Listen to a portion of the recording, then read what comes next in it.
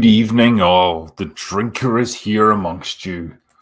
And it's a Sunday evening, so it's about time we got caught up on these fucking super chats from the other night. So let's get this shit underway. How the hell is everyone this evening? Hello to the Cult of Carney and DDM Pictures, Cam, Poopa Chalupa, Gearmaster Gear, Finn, Skull, what else? Rich C, how's it going, man? Hello to everybody, and hello to the mods tonight that I'm sure are going to do a fantastic job, as you always do. I got my drink, and I got plenty of time this evening, so the long man will be with us shortly. I didn't get around to sending the link until like 10 seconds ago, so I'll give him a little bit of time to get dialed in, but it's cool, man. Yeah, I know we had quite a lot of super chats left over from Thursday night because it was a fucking awesome stream. It was an absolute pleasure to talk about Return of the King, one of the best movie trilogies of all time, and I'm glad I could chat through it with a great bunch of guys. So yeah, it was a pleasure, and you guys were obviously really into it as well, and you sent us lots of questions and lots of feedback. So I guess I'll do my best to get through it this evening. Welsh internet oppression. It's awful down there, by the way. You have to power it through steam and determination. What else have we got here?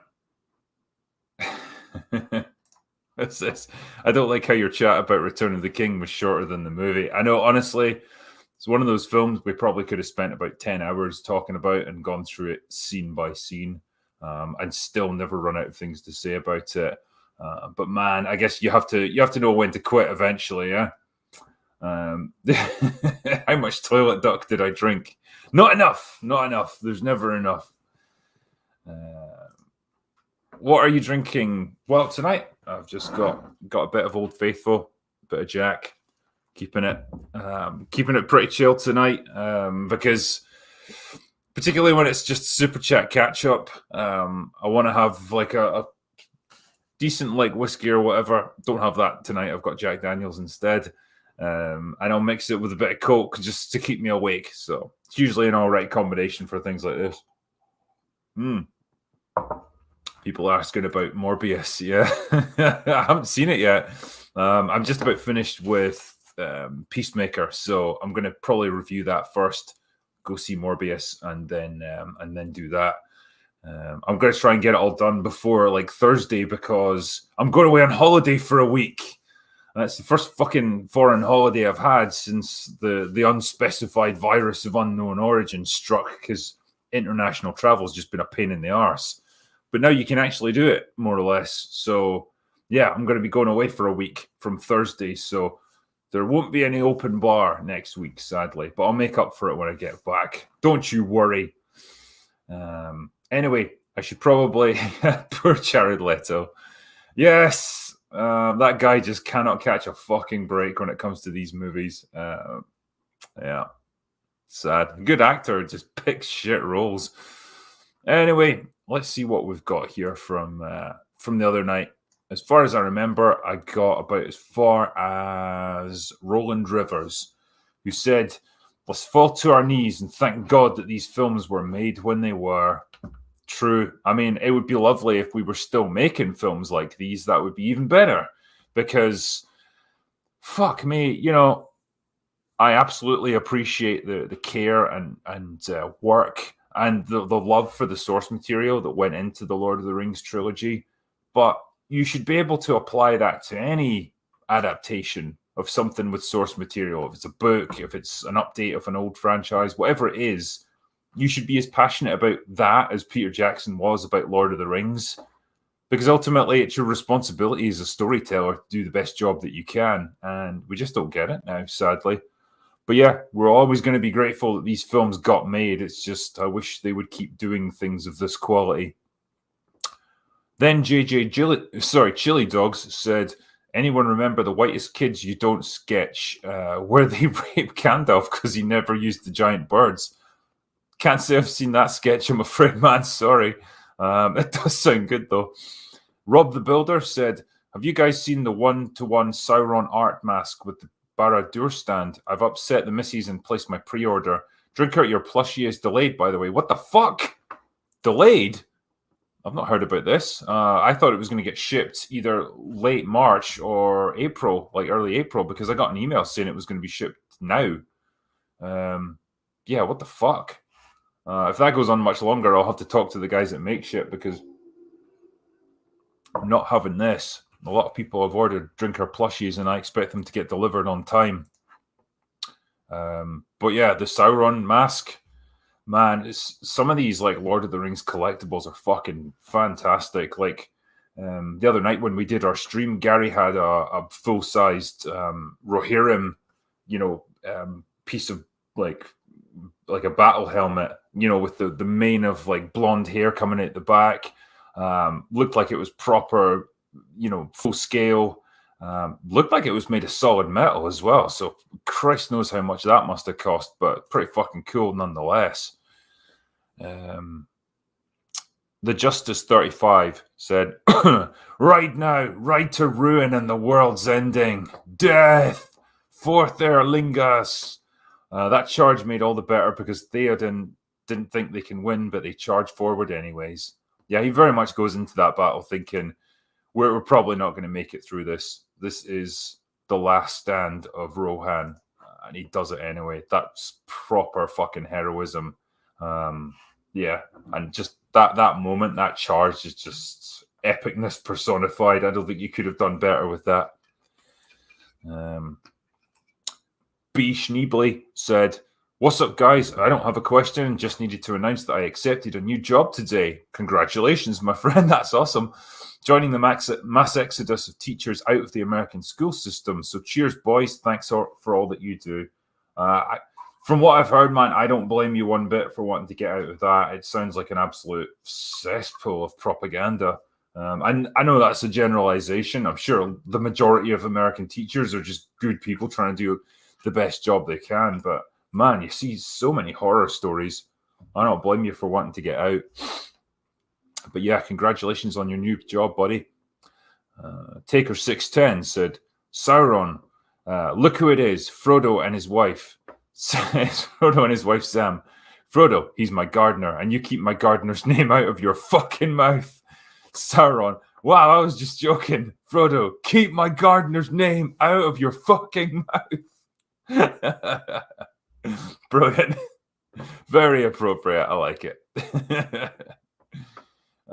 Zitho GBR said, the practical effects when flooding Isengard looks outdated. You can clearly see it's only a miniature with a bucket of water over it. What? Is that true? I don't actually know.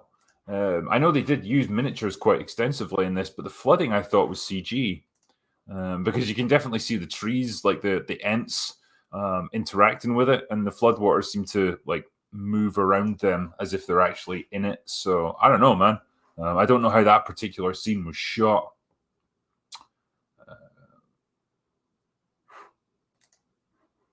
What's next? Yeah, I mean, generally, I think the CGI holds up mostly well. It definitely progresses as the series moves on. You can see how it's still fairly rough and rudimentary when they were doing Fellowship. Getting better by the time they do Two Towers and they have to do more demanding battle scenes. And yeah, by the time they get to Return of the King, I thought it was pretty solid for the most part. Steel Scout said, hiya guys, love all your stuffs. New Halo, hot garbage in my opinion. I expect Rings of Power to be terrible, sadly. Give us original stories with good writing. Go to a used bookstore, tons of stories there. Yeah. How many thousands of stories are out there waiting to be adapted? They just don't have the brand recognition associated with them. But hey, you know what? Take a chance. Just don't spend as much money on it. Don't spend $1 billion like Amazon did for The Lord of the Rings. Just produce something a bit smaller, but take risks. Allow people to use their actual creativity on it. Who knows? Who knows what you're going to get out of it? Maybe you'll get something good. It's got to be worth the shot. You look a lot more sober than I expected. I mean, it's a Sunday, to be fair. Give me a bit of time. I've got some Jack left in this bottle, so we'll see how much is left by the end. Hopefully none. Yeah, I'm kind of with you on this one. Nobody said anything good about it. It seems like it's shit. They even uncover the Master Chief's face. Fucking hell. It's like cardinal rule, man. Don't break that. Haven't seen Morbius yet, so by all accounts, it's absolute garbage. I might have to sail the high seas for it instead, because I don't really think I want to pay money for that. Eternals is a masterpiece. Is it a triumph like Shang-Chi was? Cuckman Doze said, I showed my 60-year-old parents Fellowship this past weekend, and they both liked the movie. Lord of the Rings is a film series for everyone. It absolutely is. And hey, who knew like that you can identify with characters that don't look or sound exactly like you do? You know, you can just empathize with characters that are well written. That's a lesson that we've learned for decades now, but apparently we've forgotten it. Nathan Cassidy says, having rewatched the entire trilogy, Return of the King still remains my favorite as it achieves a rare feat with trilogies. It manages to stick the landing. That is very true. Yeah, particularly the extended cut that I watched, it fixes a lot of the problems that I had with the theatrical. And that, again, not to say the theatrical cut was bad in any way, but it definitely omitted quite a bit, and it compressed a lot of big events down to make them simpler and more streamlined. And that was a shame. But yeah, the extended cut really puts that right and just delivers the epic conclusion that you would wish for. Sithcake said, Gollum eating the fish is still not as gross as Denethor eating those tomatoes. That's true, yeah. It was a funny scene, that. You know, like the poignant singing by Pippin, the charge of the cavalry led by Faramir. You know, and it's all very stylish and poignant and all the rest of it. And then it's intercut with these scenes of Denethor just like shoveling food into his face. And yeah, like the fact that you see the tomatoes burst apart in his mouth and it's all dribbling down his chin. I guess it's yeah, it's almost emblematic of the blood that's about to be spilled, I guess. But it's a weird scene. Army Prof says, Drinker, you pugnacious pundit of modern media. So happy to see this video and your guests. You guys made my pandemic bearable. So cheers, and I raise my glass of Open 18 to you. Thank you, my friend. Good choice of whiskies. And yeah, I'm glad we can help you out during the pandemic, man. I think we all needed a bit of cheering up at times. Beat 201 said, thank you for introducing Voxus into my life in the Fellowship stream. Yeah, Voxus was a great guest to have on, man. Yeah, can't fault him. He knows his stuff when it comes to writing, and he's just funny as fuck. Really nice, entertaining guy. Andrew Matthews said, Gandalf, how far can you bear me? I said to Gwahir. Many leagues, said he, but not to the ends of the earth. I was sent to bear tidings, not burdens. Then I must have a steed on land. Nah, that's a reference to the Eagles and why he ended up with Shadowfax as his horse. To be fair, the Shadowfax is like the Lamborghini of horses. Like, it is fast as fuck. And it's apparently can just keep riding like day and night without rest. So it's pretty awesome. Random Eskimo said, I'm a public school art teacher. Return of the King will be an end of the year club movie for my kids. I love Lord of the Rings and forgive Peter Jackson for screwing up the tale to make it a film success. I'll not watch Amazon's crap. Don't blame me in the slightest, man. And yeah, what a film to show them for their end of year. That's going to be awesome. What's this? Hey, Drinker, I got a real metal staff of Saruman that is also to scale. It looks so cool. That'd be awesome, man, because his staff's great. It's got like that black orb in the center of it and the big spikes at the top. It looks proper. It looks almost industrial the way it's manufactured, like as opposed to Gandalf's one, which is, you know, it's just a simple piece of wood. You know, much more natural. So I like the contrast there. But yeah, the fact that you've got like a full sized one is pretty cool. Yeah, Amazon are like an anti-Peter Jackson. That's it. Yeah, all the creativity, all the love and care that he put into his work. I don't think you're going to see it replicated, but you are going to get the message. What's this? We stared into the eyes of pure evil and stupid on EFAP, and it was terrible. Was that the thing about Jay, where they were declaring war? Yeah, there we go. His staff is shaped like Orthanc, his tower. Yeah, that is true. Yeah, I've still got the spikes at the top of it, so it's kind of an interesting idea, I suppose. You know, did he get a new staff once he moved into Orthanc? Because it was apparently given to him at a certain point. He didn't originally, come from there or live there. Can I take a sip from your whiskey? Yes, I can. Here we go. Excellent. What's this one? Fuck me, I'm even going to entertaining watching the Silmarillion. Fuck that up. That's nigh on the horizon. Don't do it to yourself, man. I think it's September that comes out anyway, so we've got a bit of time yet to prepare ourselves. What's this? My history teacher asked us to bring a movie that is something from the second part of the 20th century. We brought Apocalypse Now redo. Yeah, good choice. Not sure how historically accurate it is, but what a fucking movie. Not a gulp. A sip, not a gulp. Hey, it's got some Coke mixed in with it, so it's all right. Thoughts on Star Trek Strange New Worlds? I'm just not going to fucking watch it. I got to be totally honest with you. They've got a Kirk who looks nothing like Kirk. They've got Spock with weird fucking drawn on sideburns that go down to there, and they're almost curly. I don't fucking understand what this is meant to be. Yeah, it's just got fucking disaster written all over it. So I got zero interest in watching Strange New Worlds. Hamburger Hill. Now there's a fucking Vietnam movie. That is a really good film, actually. Doesn't get talked about enough, but it's great sort of just a grinding battle of attrition. Literally they're just fighting over one fucking hill, and the Viet Cong are dug in on the summit of it, and they just cannot get up this thing. Yeah, great movie.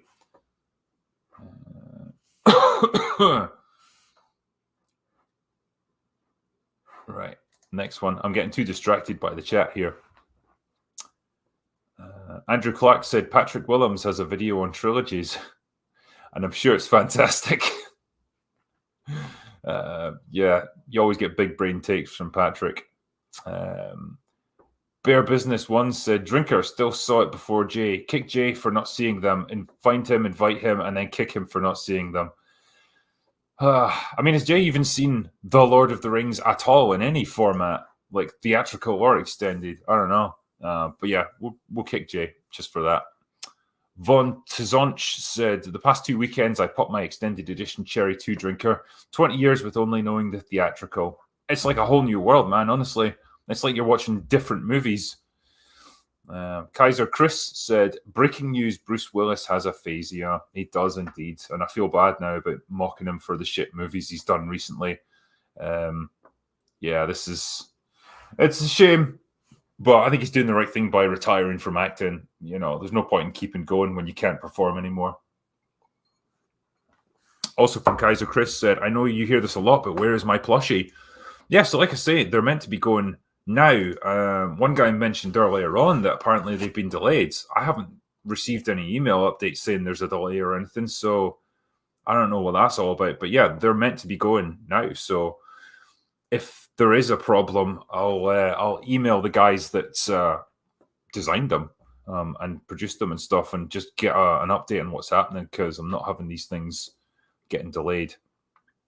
Pat Hoban says, only thing I think should have been cut was the scene showing the dead army boarding the ships.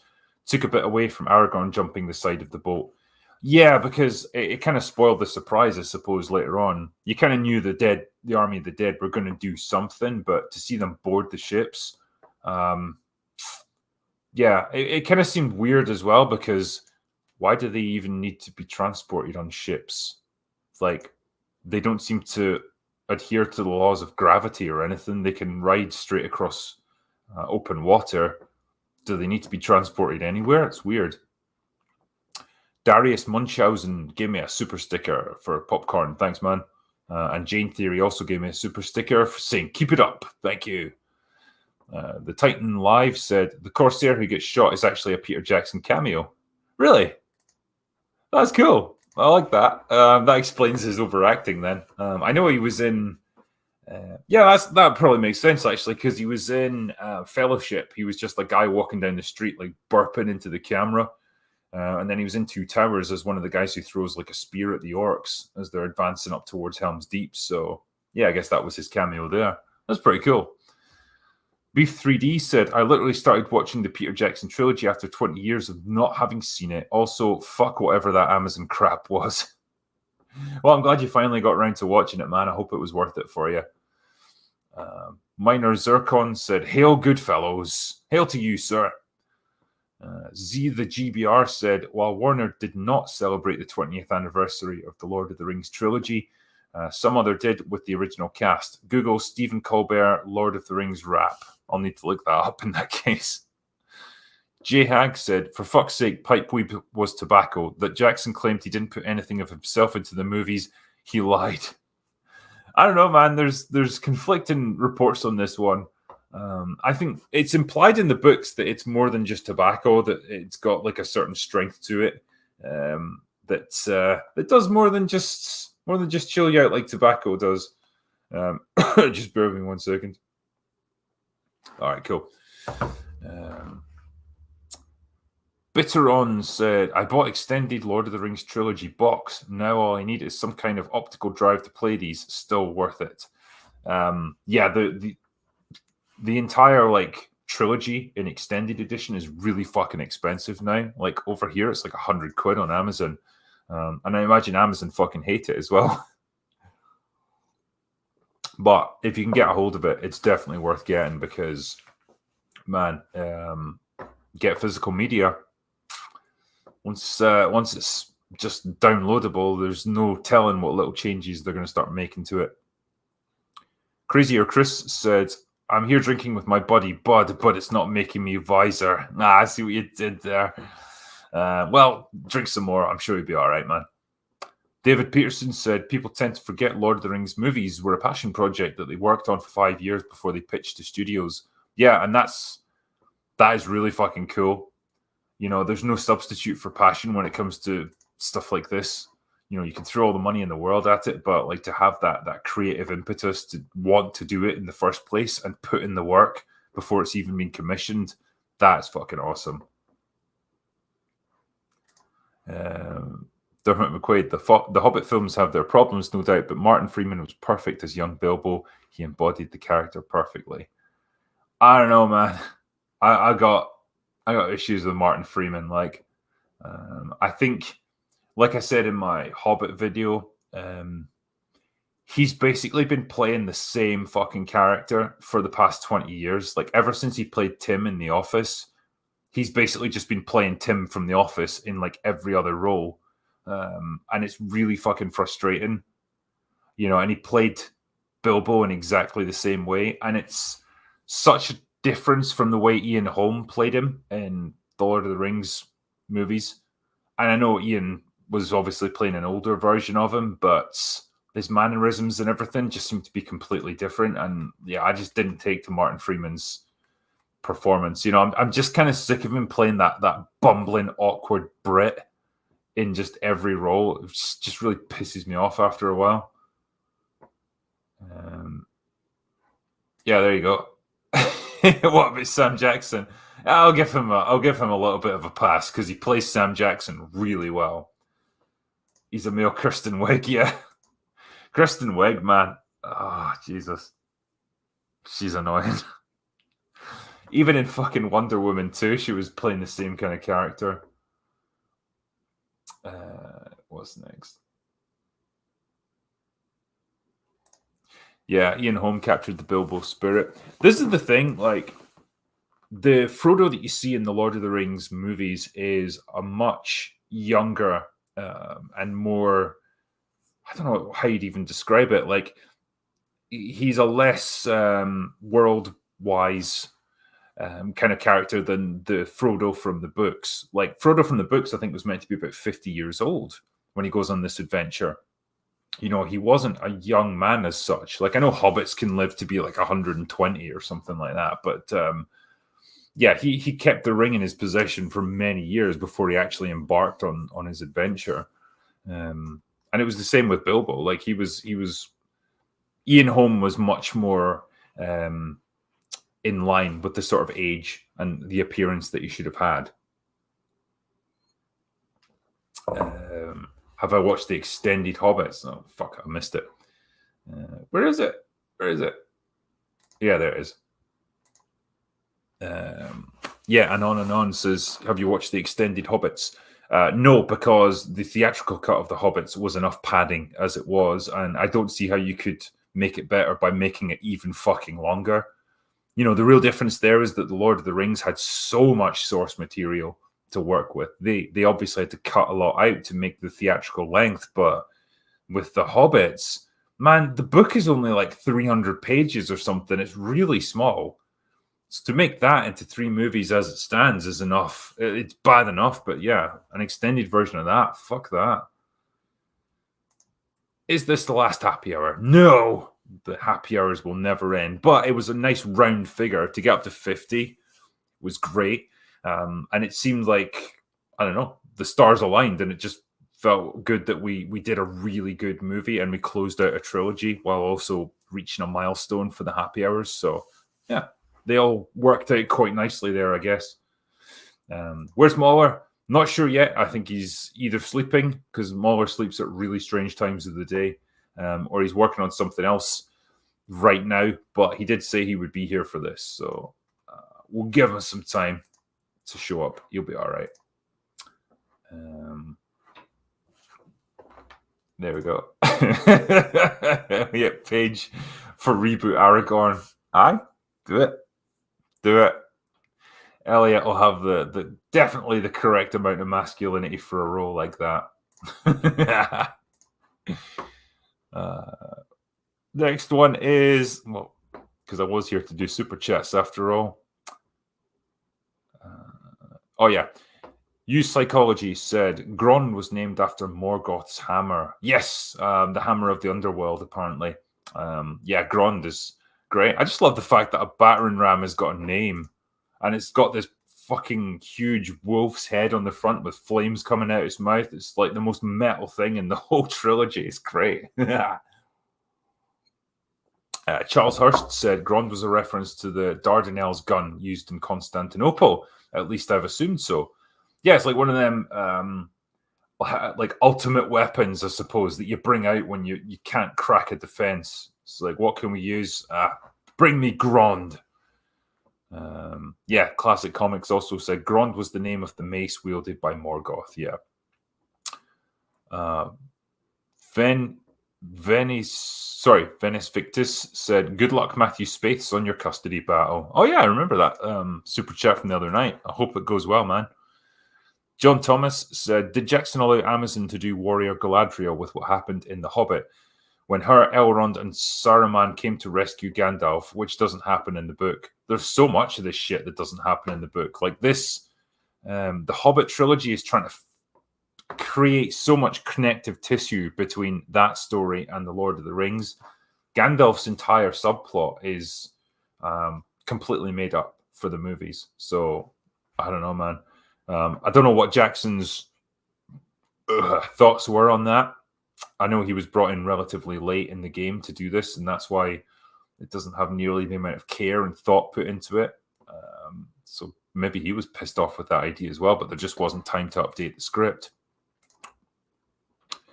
Johnny Boy Quick Draw said, the problem with Gandalf and the Witch King is Gandalf's seeming confusion at the call of the Rohirrim. He should have been confident, as his efforts to get to the races to fight as one were paying off. I mean, possibly, yeah, but he didn't know when they were going to arrive. And he didn't know necessarily what that particular horn meant. Like, it could have been any kind of battle horn that was going on at the time. But it obviously meant something to the Witch King because he immediately took off and went to deal with it. Ryan said, in the book, the Witch King was a legendary enemy of Gondor. He personally led to the destruction of the Northern Kingdom. In the Fellowship, the Witch King was just one of the nameless Nazgûl. Yeah, I mean, I guess that's one of the examples where the book gives you a lot more detail and information on them. I'm pretty sure Angmar, which he's the king of, obviously it no longer exists at the time of the War of the Ring, but it was one of those nations that declared war on Gondor or something. So yeah, it's like an old enemy of theirs. I just love the fact that there's so much history built into this. As we've heard before, like Tolkien really put in the effort to build up an entire history of Middle Earth, and then he was able to just work bits and pieces of that history into the stories constantly. Did I like The Witcher? Well, I mean, I've reviewed the first 2 seasons of it already, so you can get my thoughts there. Just look up my reviews. But my general impression was that season 1 was it had potential, but it was kind of convoluted, unnecessarily so. The out of sync timelines were fucking stupid. It's really bad at setting the scale of the world and like actually doing the world building, so you know where things are and what the different factions are. It's really shit at doing that.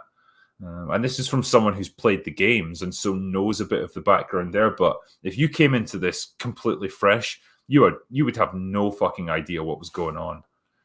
Season 2 improves it a little bit because it's a more streamlined narrative.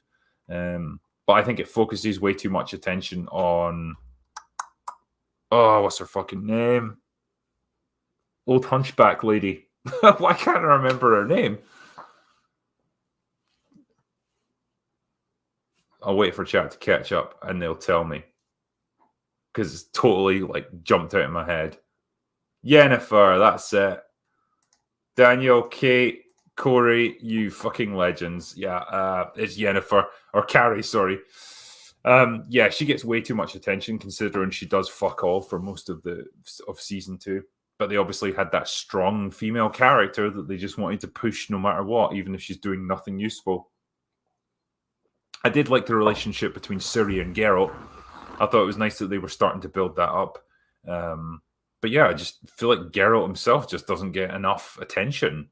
And it's like, you've got Henry Cavill at your fucking disposal, man, and he loves this role. He loves playing it, so why not use him? Fritzilla, I think you mean Fringilla. Yeah, man, the actress that they got playing her was absolute garbage. I don't know what the fuck she was playing at there. Yeah, for boobies, yeah. You don't get to see any of them in season 2. And I see what they did there. They fucking got you in with the boobs, right? In season 1, because there's loads of nudity there. And then once they've got you hooked, then they take it all away from you. And they ain't going to give it back. Now you just have to look at them in shapeless fucking dresses and just imagine. And that pisses me off a little bit. Like, at least stick to it. If you're going to set that tone, because, man, the games were filthy. There was loads of sex going on in them, and they were great. Big boobs, man. Where is this? Oh, yeah. Big boobs matter. They do indeed. Boobs. Yeah, there was some great boob action in season 1. I appreciated that. Right. Onwards, Drinker.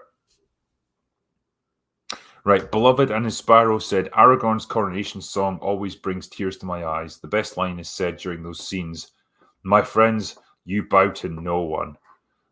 Yeah, I mean, when it comes to showing respect to someone, it doesn't get much fucking better than that. The king of Gondor, and basically the leader of Middle-earth, bowing down to Frodo and the rest of the hobbits, that is fucking epic. Brilliant stuff. Bruce Maximus said, never forget Pippin's sneaky beaky move, stabbing the Witch King in the leg from behind, eliminating his protective magics and giving Eowyn her opening. Yeah, and there's a lot more context given to that in the books. And I hate to be that guy who's always like, oh, well, in the book, they explain this. But it is useful to understand, like, the hobbits actually get their swords from a barrow that they go into, like basically a giant underground tomb that they end up fighting an enemy in, like very early in the story. And these swords are all enchanted because they came from some ancient kingdom that fought against Angmar. And so basically it's like a silver bullet to the Witch King. Like, you couldn't have found a more deadly sword to use against him. And yeah, it eliminates his protection by stabbing him in the leg with it. And then Eowyn just shoves her sword through his fucking face. It's great. Love that death. Beloved and Sparrow says, what can you see on the horizon? Why do the white gulls call? Across the sea a pale moon rises. The ships have come to carry you home. Brilliant stuff. Botep said, greetings, drinker and friends. May I recommend you have the Film Comics Explained on sometimes. He really does his research when it comes to media, and his channel is incredible. Cool. I'm up for doing that for sure. 420 organ transplantationer said, damn it, my computer glitched and I paused the stream right when Andromeda, the bartender, was about to tear that priest a new asshole with a wrench. What the fuck?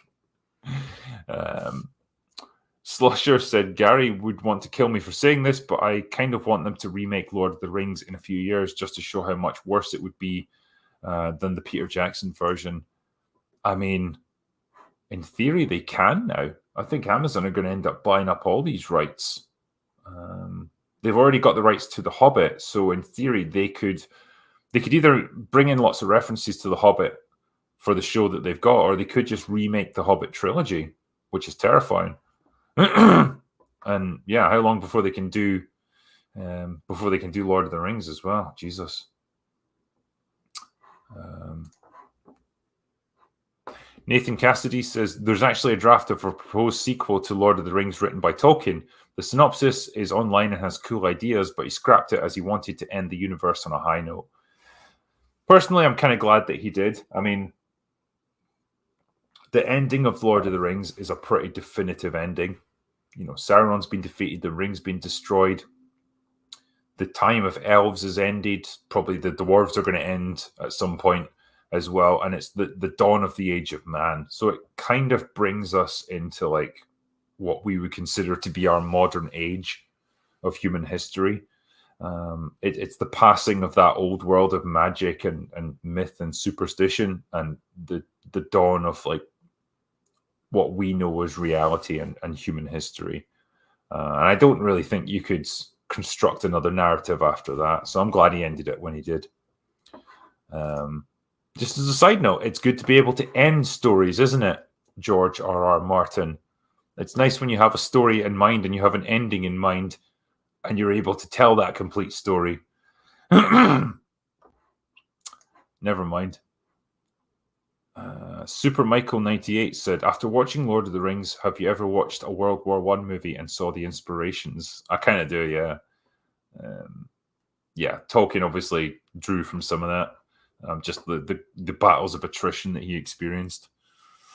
Echoes of the Ancients said, a question, Wales versus Scotland, Mauler versus Drinker, with swords, who wins? Well, since Mauler's not here right now, I'm going to say I would absolutely fucking annihilate Mauler.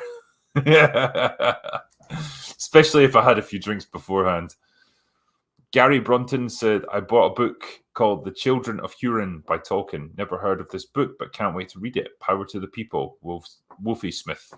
Cool, man. The Children of Hurin. Sure that's by him? Let me just check. I'm not too familiar with it. Okay. Right, he wrote the original version of the story in the late 1910s, revised it several times later, but did not complete it before his death in 1973.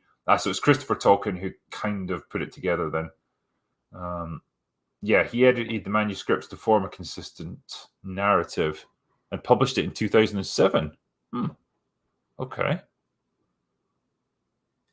I'm interested in that then. It's still relatively new. It's like 300 pages long. It's not particularly massive as a book. Deedsman said, dang, work interferes with my favorite people talking about one of my favorite 3 favorite movies. I'll rewatch later for sure. Well, thank you for the donation anyway, mate, and I hope you do get a chance to rewatch it. Alejandro Garcia said, as a kid, Aragorn was the pinnacle of being a man and Arwen was the pinnacle of being a woman. Their relationship is beautiful and highlights how the sexes complement each other. Cheers to manliness. Abso-fucking-lutely. Sorry, I'm going to take a drink for that one. I mean, yeah, Aragorn is your archetypal strong male hero. He's determined. He's got grit and experience. He's not afraid to fight. He's a man of destiny. He's got physical power. He's experienced in battle. He's all these things that like a man would aspire to, especially in a time like that, is what he needs to be. And Arwen, she's beautiful. She's gentle. She's got a strength of a different kind. She can fight, I guess, if she would need to, but the power and the strength that she has is like a spiritual kind of power. She doesn't need to be shown swinging swords on a battlefield because that's not the kind of power that she has. It's not the kind of energy that she has. And I'm glad that they never shot the scenes where she was going to be fighting at the Battle of Helm's Deep. I know that was something they considered. And I know Liv Tyler apparently spent weeks or even months training in sword fighting to get ready for it, and they never ultimately used it. But I'm glad they didn't try and work that in. That would have been naff as fuck.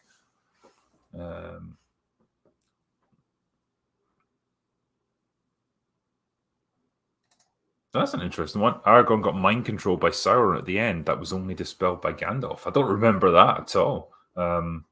Yeah, he resisted it as far as I'm aware. That was the point of his strength of character. Yeah, it's not the power that Galadriel has too. Yeah, indeed. Remember how she was a terrifying figure in the movies, just by the force of her personality and the power that was inside her, not like how big her muscles were and how dangerous she was with an actual fucking axe or sword.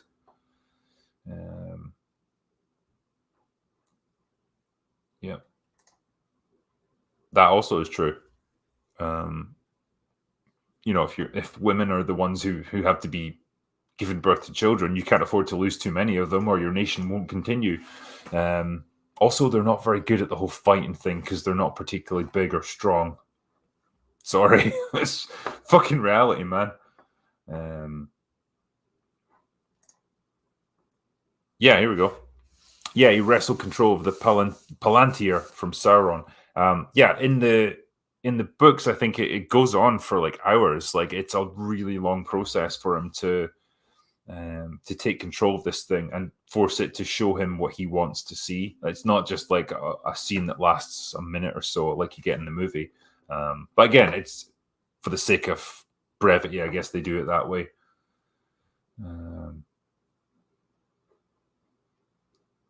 What's the next one here?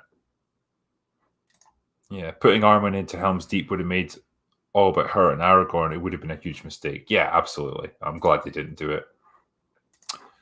The Biv said, I hated the ground collapsing perfectly around the good army at the end. My one major complaint. Yeah, that one was a bit weird.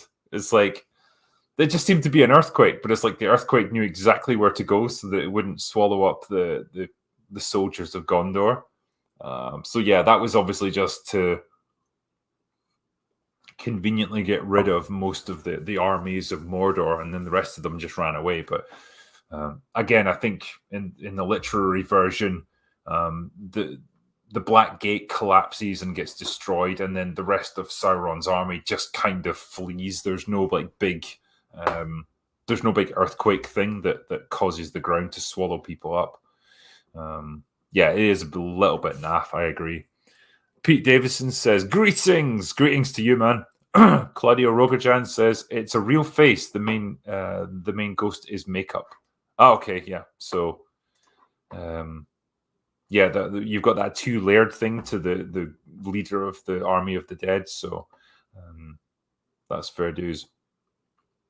Izzy Ingrasselli said, you know what would be absolutely bloody hilarious? Watching Drinker and Company try to sludge through the woke wine fest that is Bridgerton season 2. Up to it, I missed Lord of the Rings era.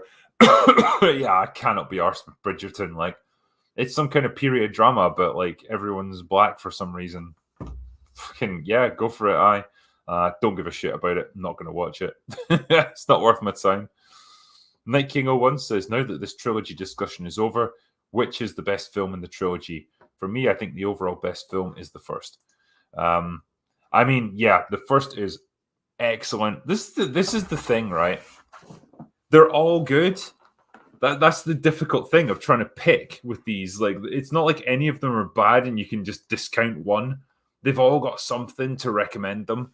You know, the first one had the best character work, I think, and to see the Fellowship all together was great. Two Towers obviously had it was Saruman centric. You got the Battle of Helm's Deep. It's all about the Rohirrim. It was fucking great from that point of view. And then, yeah, the final one, it's all about Gondor. It's about those epic battle scenes, those big emotional payoffs. Each movie has something awesome about it, and I genuinely struggle to pick now, especially now that I've seen the extended cut of the final one. So tricky indeed. Use Psychology said, "Arise, arise, riders of Theoden! Fell deeds awake! Fire and slaughter! Spear shall be shaken, shield shall be splintered. A sword day, a red day, before the sun rises." Yep, brilliant speech, and I'm absolutely not doing it justice here. Bruce Maximus said, "Rohirrim equals horse riding Vikings. Changed my mind." Yeah, that's exactly what they are. It's great as well. I got no complaints. Charles Hurst said, "Folks need to realize war is the province of men because ultimately men are expendable. Society can afford to lose more adult men than adult women." This is true. Sadly, that's why men do it. And yeah, like I say, I don't have any compunction about saying, yeah, men are bigger and stronger and better at fighting. Like, it just they're the natural choice for soldiers. Daniel McAllister gave me €5. Thanks, man.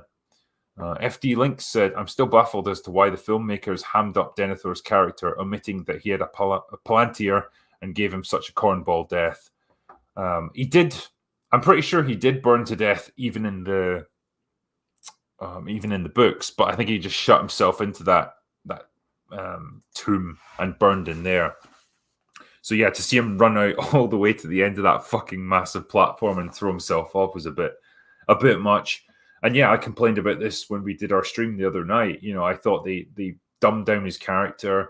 They made him kind of a pantomime villain where he's over the top, you know, in despair about everything, and he never shows any real leadership qualities. The Denethor from the books is not like that. He's a much more complex character. And yeah, a Palantir there would have explained a lot in terms of why he is the way he is. Squishy Hunter said, "Sam Gamgee's speech after Two Towers talking about how there is some good in this world and it's worth fighting for." That is a good speech indeed. Sam's just the MVP of this entire trilogy. He is awesome. How can you not like Sam? Bruce Maximus said, "If you want talking songs and poems done right, check out Clamavi de Profundis on YouTube. Beren and Luthien, the Song of Durin, Song of Elendil, beautiful stuff." Yeah, there you go. For everyone who's interested in hearing the songs done properly, go to that channel. Cameron Gooch said, "Fair green country and plenty of beer and whiskey. What more can you ask for?" Perfect. Fermented Cinema said, "First time super chat. I was 18 when Return of the King was released. Sorry, I've undermined the poignancy of this somewhat. The charge of the Rohirrim will forever be the pinnacle of theatrical experiences for me. It was epic. Beautiful scene." Big Dave K said, "A shame the Hobbit films couldn't have stuck closer to the original book. Would you call Lord of the Rings Lightning in a Bottle? Hard to get that genius back." I think so. I think when you look at someone like Peter Jackson, obviously now he's 20 years older.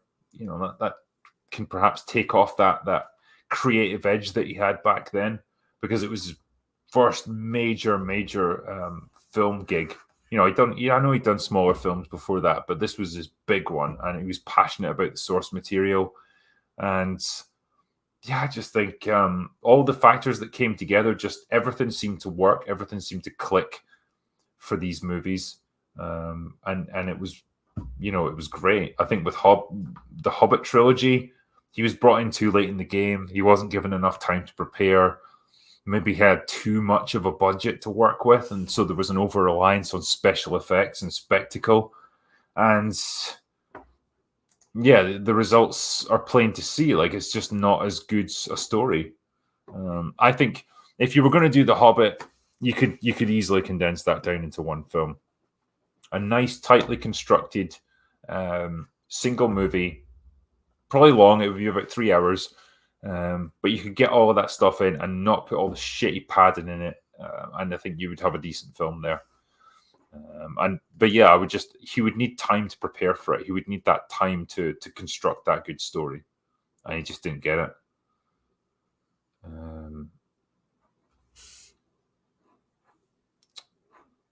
Studio meddling. Yeah, I think, like I say, from what I've been told, they had a different director in mind, and they quit or they were punted off the project, and Peter Jackson was brought in like fairly late on. And he was under a lot of studio pressure to get the movies out on time, and just, yeah, the results were there. Yeah, there we go. It wasn't his fault. He was super rushed, brought in kicking and screaming, and almost died from sickness and stress. Jesus.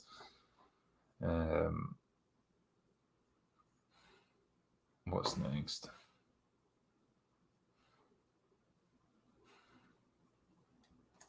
What was this one? Why did Boromir die so early? Could he have gone in longer in the movie? I mean, that's as far as he got in the books. And his death marked the splintering of the Fellowship. You know, the Frodo and Sam go their own way. Boromir dies, and that's what splits them all up. And yeah, it felt appropriate, really. I don't think Boromir would have been the kind of character that could have gone on beyond this. He'd already been corrupted by the ring, and I think his death was kind of necessary to drive, you know, these different groups of characters in different directions. And yeah, his death ultimately, you know, had a major impact on Denethor as well, which is why he becomes one of the reasons he becomes the way he is in the final book. Sean Bean, that's why. Yeah, Sean Bean dies. That's what he does. Next one is Popcorn in Bed, who said, I aspire to be as knowledgeable about films as you guys are. I'm not knowledgeable. I'm making it up as I go along. Honestly, I'm fucking terrified. They're going to find me out eventually. Love the Lord of the Rings trilogy. Love your channel. Thank you very much. I appreciate the donation, and I'm glad you're enjoying our stuff. Honestly, like, being able to do these streams with people like Mauler, Gary, Az, you know, guys who are really passionate about the source material, who know more than I do, you know, it's a real pleasure to talk to them about this stuff, because the passion that they have for these movies absolutely comes through as well. Bruce Beccarini gave me $2 US. Cheers, mate. Used Psychology says, there's a YouTube video of Tolkien narrating the Ride of the Rohirrim. Can't link it. Search Tolkien narrates Ride of the Rohirrim. Gives me chills every single time and will do so forever. Damn, I'd like to read that, actually, or hear it anyway. Nuclear Cheeseburger says, have you guys ever played Tolkien character name or antidepressant? It's surprisingly difficult. What the fuck? Yeah, okay. It's like, is it a drug or is it a character name? Who knows? I just love the imagination behind that. To have to create an entire fictional world of made up names. You know, all of these different names like Gimli, Aragorn, Legolas, Frodo. You know, he had to name all of them. There's no guy in this called Bob or John or Stephen. There should have been a Stephen. I'd love to. There was just a random Stephen that showed up in a Lord of the Rings setting. But yeah, he had to come up with all these names and make them like fit with whatever culture he was talking about. Like the Rohirrim all have like specific names that are unique to them. You know, the Gondorians have the same deal. Like they've all got a certain feel to them. I think that's fantastic. Imagination, the work that must have gone into that alone is incredible. Human Filth says, the one thing I disliked was how weak the soldiers of Gondor were. In the book, they were all veterans of years of war and didn't go down easily. I mean, they were kind of... They put up a pretty good fight in the movies as well. I know sometimes in certain fight scenes, they seem to just get, you know, mown down by the dozen, but you can put some of that down to just fight choreography rather than bad writing. James Downey said, Theoden's speech is based on the poem The Wanderer. Okay. Is that about the one about the days have gone down in the West? Kevin Mogg said, saw an unironic Shiro bumper sticker today. Fuck. I hope you ran them off the road and told them where they'd gone wrong in life. Britt Cormier said, the hero was not larger than life in Lord of the Rings. Without Sam, it all fails. Yes, plenty of people had to play their part. Also, but in the end, it is the selfless sacrifice of a common gardener that saved the world. He was a main character, but not the main character. That is absolutely true, my friend. Yeah, I guess what you get from these movies and these books is that anyone can be a hero. You know, you've got these big, larger-than-life heroes like Theoden and Aragorn, you know, doing these great deeds like commanding entire armies and so on.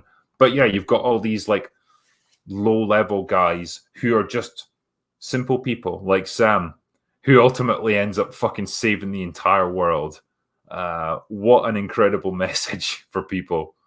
You know, it's about the heroism and I guess the bravery that you've got inside of you, rather than whatever you were born into. You know, rather than being born to be the king or the leader of men or entire nations. You know, a person like Sam, who's not particularly smart or trained in battle or big or strong or dangerous, still absolutely kills it when the time comes. Yeah, that is a pretty damn good message, I have to say. Henry Ashman said, my only regret with Return of the King is they don't show the scouring of the Shire. It brings home the growth of the hobbits so that without the big heroes, they can still save their home from spiteful evil. Yeah, I mean, this is something I have such mixed feelings about. Personally, I didn't love that in the books. I felt like it was just an unnecessary thing that was tacked on at the end. I know it was to round out the Saruman arc, and finally get rid of his character and show that, yeah, even this great conflict even reached as far as the Shire. But to show it in the movie, I think it would have left people scratching their heads. Like, why the fuck have we got this extra battle scene tacked on at the end with all this other epic stuff that's been going on? It just, it would have been too hard to sell to people. And I didn't even love it in the books particularly. Could have done without it, because ultimately everything just kind of goes back to normal anyway. The Shire recovers really quickly. They rebuild everything that was destroyed, and everything's fine again. So I don't feel like the scouring of the Shire really added a huge amount for me. What the fuck? I mean, I suppose so. You're right. Depends how brave you're willing to be, I suppose. I don't know if I can move on from that. I think that's topped the evening.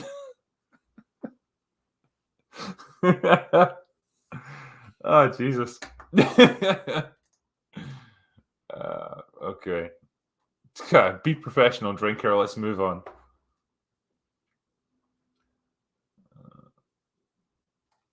What was there? There was another one about Sam there that I was trying to bring up. Oh yeah, Sam gets the girl after the scouring. Yeah, but he didn't need to. You know, they didn't need to have half the Shire destroyed for him to get the girl. Like, I think it was enough to show that he'd grown as a person in the course of his journey. You know, hey, I went and saved the world. How about we go fuck? Yeah, okay, cool, perfect. You know, he's grown in confidence as a person, and it gave him the courage to ask Rosie Cotton out for a date. Good on you, Sam. Love it. Ever see Krull? Yeah, I've seen Krull. It's fucking great. Yeah, a nice like classic 1980s bit of fantasy. You know, it's also got one of the most horrific deaths ever. Two of them actually. One is the Cyclops who gets slowly crushed to death in like a fucking door that's closing, and you actually see it all on screen, just.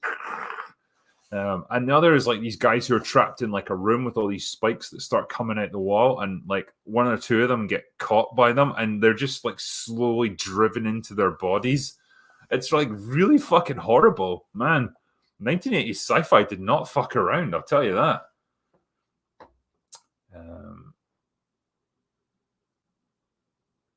What's the next one here? Okay. Next one. Okay, Sentinel Rex. He said, they were never fans from the beginning. These Tolkien societies, something popular and with a large audience, and once they had used it as a cudgel against anyone who disagrees, gatekeep them out. Yeah. Tell you, man, if you've got a hobby or an interest or whatever, you're part of a fandom, gatekeep the shit out of that. And if you get any arsehole who comes in who says, oh, can we just change it a little bit to accommodate these people? Nah, just tell them to fuck right off. Because they will absolutely ruin whatever it is you're interested in. They will change it bit by bit. Just tiny little changes. One thing after another. And they'll take you down that slippery slope until eventually they push you out of it because you're not inclusive enough for them. And that's how it happens with every fucking fandom that these people get into. They are essentially a cancer amongst fans. And yeah, you should absolutely gatekeep them because they will do nothing good for you. That's it. Death by 1,000 cuts. Or death by 1,000 cunts, as I like to say, because that's usually what you're dealing with here. Yeah, fuck Hollywood. Yeah. Why not? Yeah, Lord of the Rings is one of the all-time great stories. Where is that? Where is it? Yeah, there it is. There. Yeah, man. Imagine I. It's a way. In a way, it's a real shame that Tolkien never got to see these movies. I know there was animated movies and stuff that was attempted over the years, but I would have loved to have seen what his reaction would have been to witnessing the Lord of the Rings trilogy just brought to life on cinema, like as Peter Jackson did it. You know, what an incredible experience that would have been for him. Yeah, crazy eyes. Yeah. They're pointing in different directions, I think, at this point. I've had a couple of drinks, so it's all good. It's also like I get a lot of glare off my monitor, so like whenever it's I change screens, sometimes it's brighter, and I'm like, whoa, what the fuck? Roger Positello said, best Sam moment for me is not if I stick you first. There's this scared, angry look that he has, but his commitment to saving Frodo makes him awesome. Yeah, it's great. I love the bit where he's carrying Frodo up the hill, or sorry, up the Mount Doom, and then Gollum leaps on top of him so that he's carrying both like Frodo and Gollum at the same time. And then he has to fucking fight him with his sword, and he's just like, "Yeah, fucking run, Frodo! I'll hold this asshole off." Just an absolute hero, like all the way. Fucking great character. The Justice 35 says, in the land of Hollywood, the Dark Lords poured their malice, their hatred, and their will to dominate all life. One message to rule them all, one message to bind them, one message to bring them all, and in the darkness, bind them. Yeah, great stuff, and it's very true. Atlas Information said, Sam is the mortal vessel servant, tends fertile soil, seed germinates in. Frodo equals the innermost, the essence, the seed of the divine soul. Gollum equals false self, ego, desire. We are the hero of Lord of the Rings, just as in all true myths. Yeah, I think you could see it as every character reflecting a different facet of like human experience, human emotion. And yeah, there's virtuous characters like Sam who are just like good-hearted, good-natured people. There's corrupted people who give into their base desires and greed, whatever it might be, like Gollum. And then you got people who are balanced in the middle, like Frodo, who could get pulled in either direction. So yeah, it's something that people can identify with. Fermented Cinema says, Drinker, you, Nerdrotic, and others have motivated me to get moving with my own channel, Fermented Cinema. If you're on a happy drunk, please take a look. Maybe start with your franchised Gandalf himself appears. Yeah, so for people watching this, maybe give Fermented Cinema a little look. You know, these are people that have been inspired by us a little bit, or you know, we've given them the impetus to get going and try their own channels. And I fucking love that. I love that people are giving it a go and putting their own stuff out on YouTube.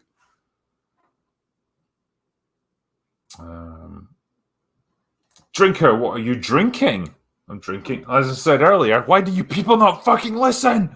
I'm drinking Jack Daniels tonight, and actually, there's not too much left. Well, there you go. See, there's not much left. I'll get to the end of this before the stream is out. But yeah, that is what I'm drinking tonight. Next one. Drinker Lodi can still read better than Sober Nerd Rotic. Yeah. I thought Gary was pretty good at reading super chats. What the fuck?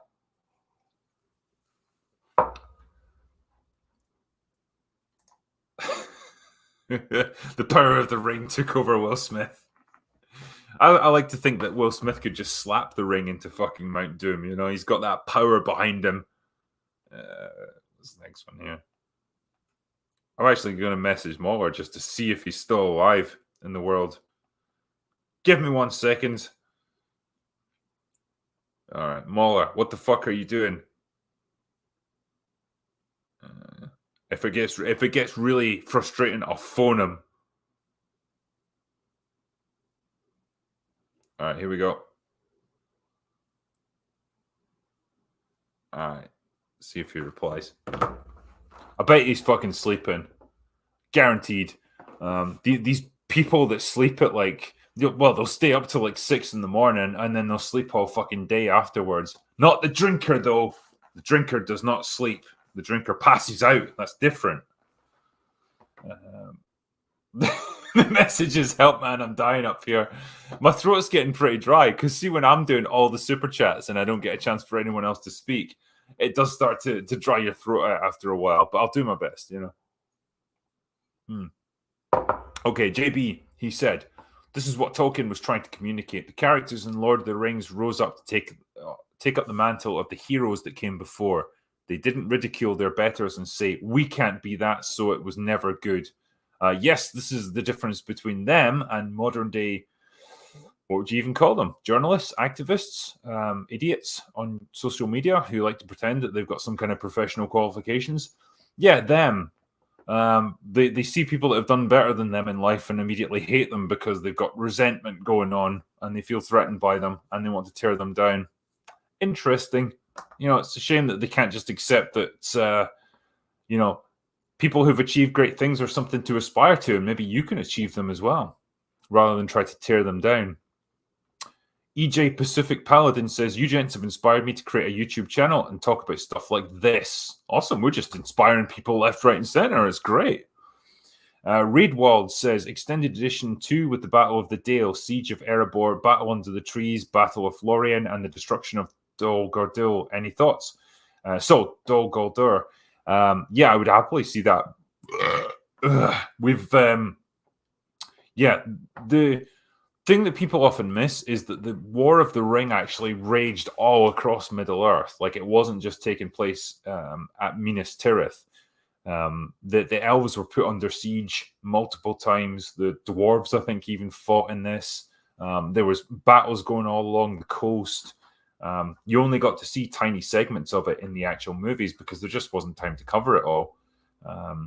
Is there a way to work all that in and still keep the movie to some kind of tolerable length? Probably not, because you're already at 4.5 hours for the extended cut. So I just don't know how you do it, man. You could almost do some kind of, what would you even do? You know how you had Saving Private Ryan and then you had Band of Brothers. So they cover the same theater of war, but they're told from the point of view of different people. If you were going to do a TV show, you could probably do it about that. The War of the Ring told from different perspectives, like the elves in Lothlorien getting put under assault by orcs time and time again. You know, these different contingents of humans fighting in different areas of Middle-earth. That could be fucking awesome. But it would have to depend on being told faithfully to the books and having a competent director behind it. You know, if you could get Peter Jackson behind that shit and give him about 10 years to prepare for it, absolutely, that could be great.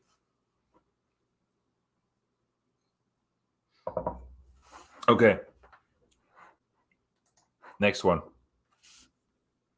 Mr. Gutty said, been enjoying these Lord of the Rings streams so much. They're quite the trilogy of their own. You all are giving a voice to what so many fans feel but may not be able to articulate themselves. Thanks, gents. Thank you, man. And sometimes I struggle to articulate it, to be honest, depending on how much whiskey I've had. But yeah, I mean, we're in the lucky position, I guess, where we've got a bit of an audience and we've got a bit of a platform to say these things. And like I said in the stream on Thursday, we're not leading people down a particular path. We're not telling people to think a certain way. If we've achieved a bit of success in what we do on YouTube, it's because people agree with us. People already feel this way, and we, I guess, are just voicing what they're already thinking. And it's good in a way that so many people feel this way. If enough of us make our voices heard, maybe people will listen. I don't know. It's got to be worth a try at least.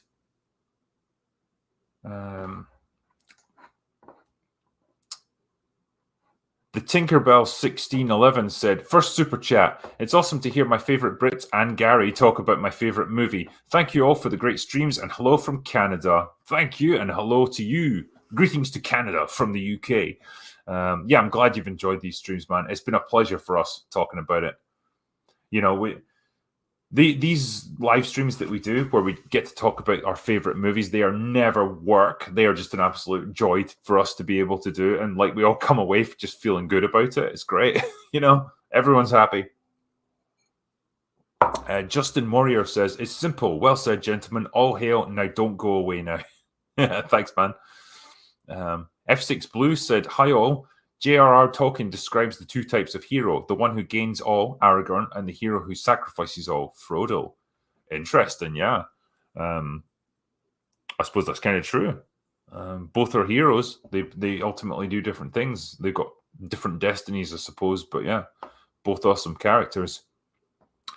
Hurl Hayes says, Heels touched on something important, which is that we can no longer allow ourselves to be immersed in a movie. We're always looking out for wokeness that Hollywood might pull. So sad. It really is. And it's I don't want to feel that way about movies. I don't want to be on the constant lookout for, are they trying to work the message in here? Are they trying to make this character look shit? Or are they trying to push another character because they've got, they tick certain boxes? Because it really does impede your ability to just absorb yourself in the story. And I don't want to feel that way. I never felt that way with the Lord of the Rings movies because they came from that different era of filmmaking. And yeah, I just want to get back to that.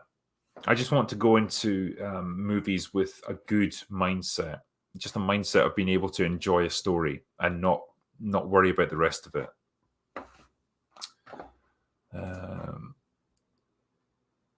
Cannon Folderall says, good friends having a good talk about a good movie. Good times. Cheers. Yeah, and what can you ask for?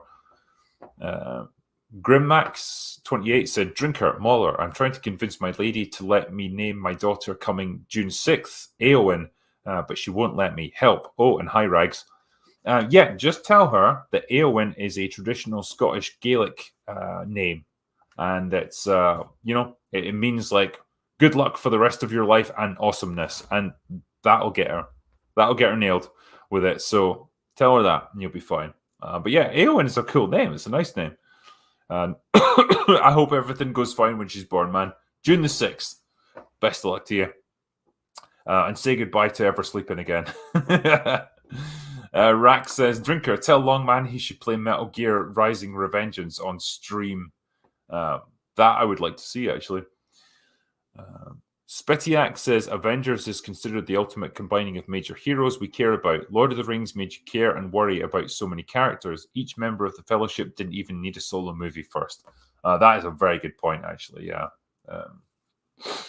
I think with something like Avengers, because it's based on that comic book style of storytelling, there's almost like an expectation that each character has to have a fan base before they can be combined together into a story. Whereas with Lord of the Rings, the story, I guess, came first and the characters fit into it. And that's not to take anything away from the characters themselves. They were all awesome, but yeah, it was the narrative and the world, I think, that was the more important factor with something like Lord of the Rings. And the characters, they slotted into that. They were your window into it. And because they were well written, those were the things that you ultimately cared about. Next one was F6 Blue. The Scouring of the Shire is representative of the introduction of industrialization into a feudal idyll. Sad but inevitable. Yeah, Tolkien's on record for saying how much he hated industrialization, and it's reflected throughout his stories. You know, the way Isengard gets transformed from this beautiful garden of paradise into like some horrible industrial wasteland by Saruman to churn out orcs and war machinery and stuff. It's all there. And he saw what happens when industrialization gets applied to warfare, because that's what World War I was. It was war on an industrial scale. And the way it was fought, humans were just fed into a giant meat grinder of machinery and came out the other end dead. Because that's what technology had done to warfare. It had taken all the valor out of it, and it was just industrialized death. And so, yeah, I can absolutely see how that's played out throughout his story. Roger Puzzatello said, has anyone seen XP to Level 3's videos on the Lord of the Rings films? He describes them as if they were a D&D game session, which I found pretty fun. I haven't seen that, man. I'm not sure how he does it. What else have we got here? Any movies I've loved but now hated? Well, not loved. Like, probably my turnaround movie for the past couple of years was Ghostbusters Afterlife, where I watched it, and because it was following on from the Ghostbusters 2016 movie, I guess I was just happy that it was not a horrendous disaster. But then the more I thought about it, the more I realized, God, it's really just shamelessly playing on this whole nostalgia thing. It's just playing on the fan service. And so much of it is dumb as fuck and derivative as fuck. And I guess the more I've thought about it, the more my opinion on that film has soured over time. And I think maybe I was a little bit too forgiving when I did my review. So yeah, that's on me, unfortunately. Has my bladder caught up to me? Nah, because I'm just drinking like whiskey. If I was drinking beer all night, yeah, I'd be off pissing, and I'd be Hassan Piker in it, just leaving you to see an empty fucking chair. Believe it or not, there's a greyhound in the background actually that can keep you entertained. Although I don't think you can really see it because it's kind of dark there. Hey, Lara. Yeah, she moved a little bit. Yeah, they sleep a lot, but she is alive. There you go. Anyway, next one is Black Sun, who said, "Maybe go shock." What the fuck? I can't even read that. Genuinely, I'm just gonna say, right. I'm gonna just read it as I see it, right? And you guys can try and make sense of it. Maybe go shock F reveal sheer attack and but no resolve. I'll wait for someone to translate that for me. Anyway, is the doggo named after Lara Croft? It is actually, yeah, because I'm a big fan of Tomb Raider, and yeah, I was just struggling for names, and I thought that's actually a pretty good name. Sentinel Rex says Boromir knew that he had to die. He would have been a threat even after Frodo left with it. He would rather go out like a hero than a hindrance.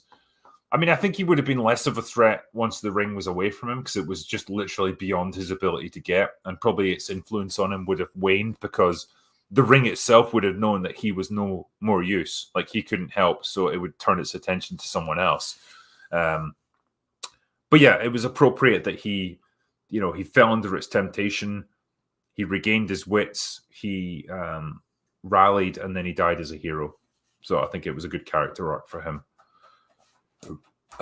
Zagros Ozcan said, diversity, inclusivity, equity will kill Lord of the Rings. Drinker, you have to speak to Jordan Peterson. You two could have an awesome conversation about the intrusion of wokeism, identity politics, and the message in cinema.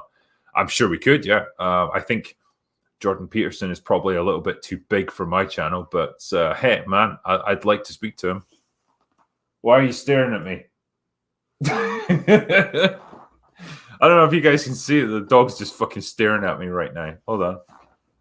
Hey, you all right? Yeah, you look about as awake as I feel at the moment. Anyway, next one is Fake Name, who said Elrond and Gandalf are ring bearers, and if Gandalf dare not touch the ring, Elrond should be in the same boat. They're not ring bearers because I don't think Gandalf has ever actually like carried it for any length of time. He's only touched it. Yeah, the dog is drunk. Maybe. What are you saying? Hold on, I'm gonna point the light at her so you can see her. Bear with me a second.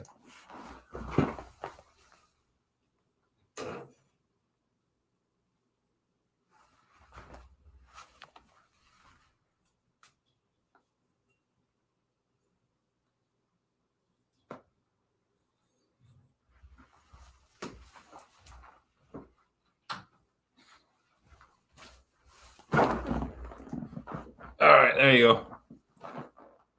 You awake? You look pretty fired up about this situation. Yeah, it's the pressure of being on camera, man. Honestly, nightmare. Okay, next one is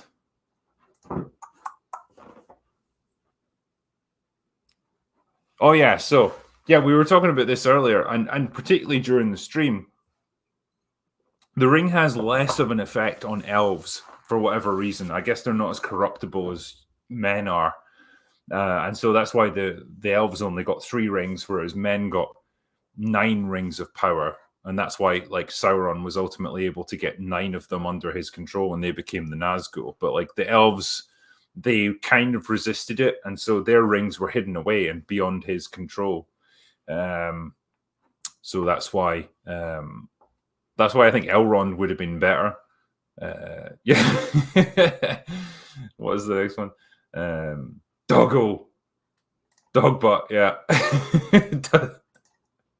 Someone was asking what kind of dog she is. She is a greyhound. Yeah, she used to be a racer. And yeah, when they retire from racing, I think they're usually about 4 years old. So pretty young. They then just put them up for rehoming and then you can have them as a pet. And it's quite good because they make good pets. Like they're pretty chill animals and they're usually like house trained and stuff when you get them. So it's all right. But yeah, they do tend to do a lot of sleeping, as you can see. Yeah, Eddie Rodriguez said, what Tolkien said using his Catholicism was that the meek were those who truly would win over evil, contrary to current fiction writing where your ego is what forms you and makes you better. Yeah, indeed. It's all about you, I suppose. I guess Sam is the embodiment of that idea where he's 100% given over to helping other people, particularly Frodo, to the point where he's willing to sacrifice his life for them. But that's what makes him a hero. And it's an awesome character in his own right, you know. Have I seen the Batman? Yeah, I've seen it. I've reviewed it. Yeah, go and see my review. Yeah, when I retire, I plan to sleep a lot too. Yeah, fuck it. You know, they spend their whole lives like running and training and stuff, and yeah, I guess they've earned the right to just rest. Yeah, they if you let them out in your back garden, if you've got a decent sized area of land for them to run in, they'll absolutely tear around and destroy your lawn for about 3 or 4 minutes, and then like run inside and then immediately fall asleep. That's that's their exercise for the day. Lara, stop licking my couch. Don't lick my couch. I know it's Suede's. Don't do it. I'm watching you. Yeah. I'll see you. Yeah. She looks guilty right now, but she's doing it again. Fuck's sake. I'm trying to do a stream here. All I can hear is you licking things. It's weird. Fucking unprofessional, honestly. I'm sick of these dogs. All right. Alan Rees said, question, how did Gandalf turn from grey to white? Well, he basically died and then got reincarnated as Gandalf the White, and he essentially replaced Saruman, because there's a whole like religious aspect to the Lord of the Rings. There's like a whole spiritual realm that you don't really get much insight into, but the idea is that all the wizards are not, they're not men, they're not humans in the normal sense. They are angels that have been sent down to earth in the guise of old men, but they don't age. They just they stay as old men their whole existence, and they've lived for thousands of years, and they're all different colors. So there's their Gandalf the Grey, Saruman the White, Radagast the Brown. I think there's meant to be, there's either 5 or 7 wizards of different colors. Anyway, Saruman is like the most powerful, and he's the white. But then Gandalf, when he defeats the Balrog, he actually dies, but he's then returned to Middle Earth. And because Saruman has now been deemed unfit to lead the wizard order because he's betrayed them, he's essentially banished from that, and Gandalf takes his place, and he becomes Gandalf the White. So that's how it happens. Tangerine said, could Elrond cut off Isildur's hand and kick the ring in? I wondered that, yeah. Not quite in those terms, but like, could he have just forcibly taken the ring from Isildur and thrown it into the Mount Doom himself? Because they were there. I don't know why you would let Isildur just leave with it. Clearly, you knew that like nothing good was going to come of that. So he should have done something right there. Dog's more popular than drinker. Yeah, fuck it. Like, you know what? I'm going to stop making YouTube videos. I'm just going to let the dog do it and see what she's got to say about movie reviewing. In fact, I might let her watch fucking Rings of Power actually and see what she says. Saruman the Beta, yeah.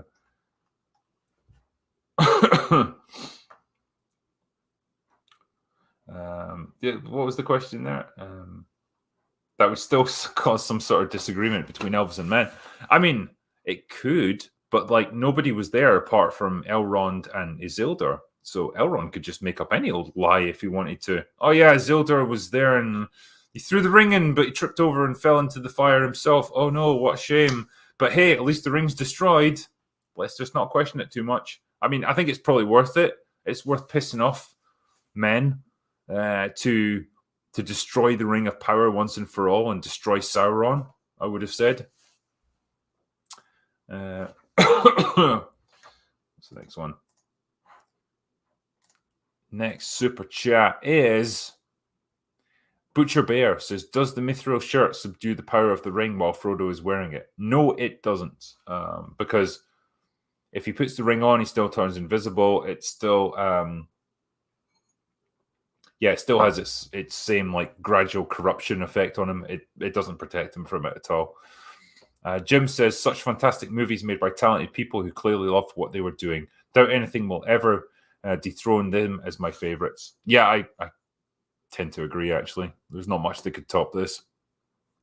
God damn it, Napa says, I disagree. Return of the King does have time travel. It takes my mind to the past when things were actually good. That is very true, yeah. Eddie Rodriguez said Shelob is the daughter of Ungoliant, a demon. I didn't know that, actually. I thought she was just a spider.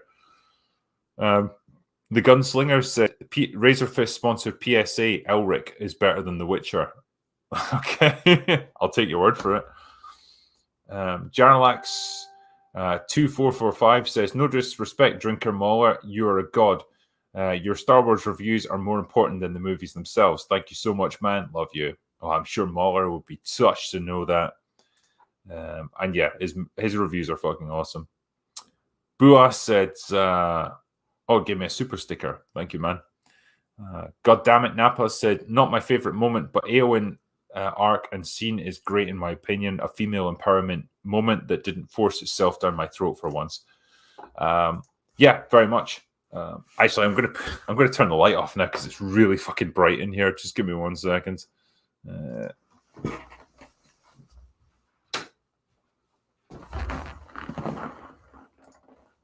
That is better, although weirdly, like I seem to be like black now. Is that better? Sort of. Now it's just really sinister and dark. There. Okay, that'll do. All right. Yeah, so the question was, about Eowyn. Yeah, it's funny because like someone on Twitter not that long ago, like one of these stupid fucking self-proclaimed scholars on Tolkien was trying to say like, oh, wouldn't it be funny if a scene like this was made nowadays and everyone would be losing their minds over it, like all the fanboys would be pissed off, and everyone's reaction was, no, they fucking wouldn't, because that was in the source material. It plays out exactly as it's described in the book, and it's great. People would be pissed off if you threw something like that in that was absolutely different from how it was described originally. Bua said, IT nerd here. What's your take of the best show, in my opinion, Mr. Robot? I see amazing story, amazing production, final reveal in one single shot performance. By the way, this was still cheaper than Vanessa, gents. iRobot is one of those shows I don't know much about. I've not seen it. Yeah, so I don't know about it yet. I've heard nothing but good things about it. It's just I've not had time to get around to seeing it.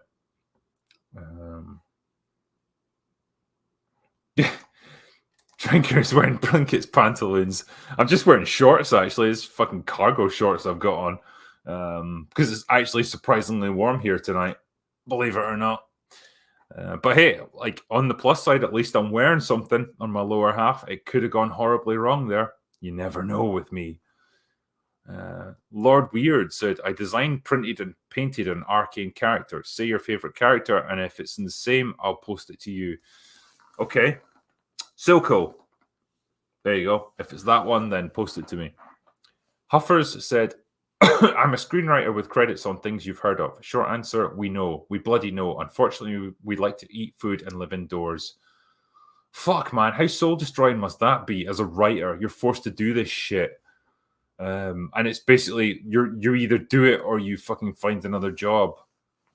I'm sorry for you guys. I really am. Because if you're aware of how pissed off people are with what's getting produced today and you're still forced to do it anyway, that's awful. Fermented Cinema says, last from me today, living in Japan and Harry Potter is far more popular than Lord of the Rings, which kills me to my core. Yeah, fuck Harry Potter, man. Honestly, I'll go on record as saying that. You can quote me right now. Drinker 2022, fuck Harry Potter. Fuck Harry Potter and fuck J.K. Rowling. Don't care about either of those things. Lord of the Rings would kick their ass any day of the week. Eddie Rodriguez says Gollum accidentally destroyed the ring, validates what Gandalf said to Frodo in Moria. He talks about mercy and fate, once again Tolkien's Catholicism. Yeah, man, Gandalf called that shit like way back in the day. My heart tells me that Gollum may have some part still to play. And he was just banking on that. And yeah, he absolutely did. I love the fact that the ring ultimately gets destroyed because two people are fighting over it. You know, I think that's pretty fucking awesome. It absolutely shows the self-destructive nature of evil. TKE 198 says, Return of the King is the only film that's made me openly weep in the cinema. To this day, just thinking of the line, you bow to no one, makes me emotional. I'd kill to get half that feeling in any modern film. Yeah, you know, the difference, though, is because it's fucking earned in this. It's absolutely earned through, like, 3 entire movies. Alan Rees says, why do you think J.K. Rowling was good with Harry Potter, but not so good now? Seeing a Scot, Welshman, and New Zealander on the same show, that's cool. Why was she good with Harry Potter, but not so good now? I think she's gone to war with, like, trans activists for some reason. And, man, they hate nothing more, like the people on the left, they hate nothing more than one of their own that turns against them. And that seems to be what she's done. So I don't know, man. If you spend 10 years courting the wokest of the woke and then you turn against them, fuck me. You're gonna have no friends on either side of the aisle.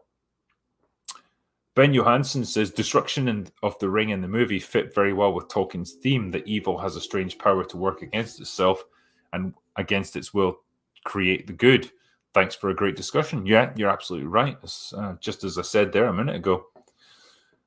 Weston487 said, Hail Drinker, idea, you should have a bourbon glass for merch. Also, Lord of the Rings is the best trilogy ever. Love you guys. Could listen to you all talk about it for days. We could talk about it for days. That's the scary thing. But yeah, man, I'd love to do a bourbon glass, like a nicely designed one. It's just the merch store that I use doesn't sell alcohol glass type things. I think the closest we get is like, you know, a pint type glass, but it's not really meant for beer or anything. Bit of a shame, but yeah. Mac Grendel said, I might be a weepy bitch, but from when the horns blow as Gandalf is about to fall to the Witch King to Theoden pulling away from his men, as so gloriously depicted in the book, I had wet cheeks and was blown away. Thanks, gents. Yeah, there's some great moments. Yeah, there's some bits that just they get you every time. The ride of the Rohirrim, Frodo crawling his way up Mount Doom, that great exchange between Legolas and Gimli about dying with a friend, and Aragorn, you know, bowing down to Frodo. All of these things are just fantastic. Love it. And that final scene when Frodo says goodbye to his friends and goes away on the ship into the west, like that's just perfect, man. Perfect stuff. And Sam Stanier Martin said, why are they doing a Lord of the Rings series? I don't fucking know, man. I wish they weren't, though.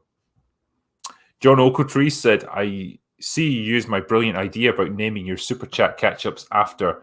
I expect a percentage of every super chat from now on. Well, you've got the satisfaction of knowing that, hey, we took your idea on board, man, and it's a good one. So, yeah, when I do super chat catch-up streams, I'll call them like last orders. Just seems like the right thing to do. Have I read the first Hunger Games? Nope. Seen a couple of the movies. Thought they were kind of shit and derivative. It was like Battle Royale, but not good. So yeah, fuck them. Fuck their stupid young adult bullshit romance nonsense with Jennifer Lawrence and her fat face. I've got no sympathy for them, man. It's like you're just taking an idea of an idea of an idea.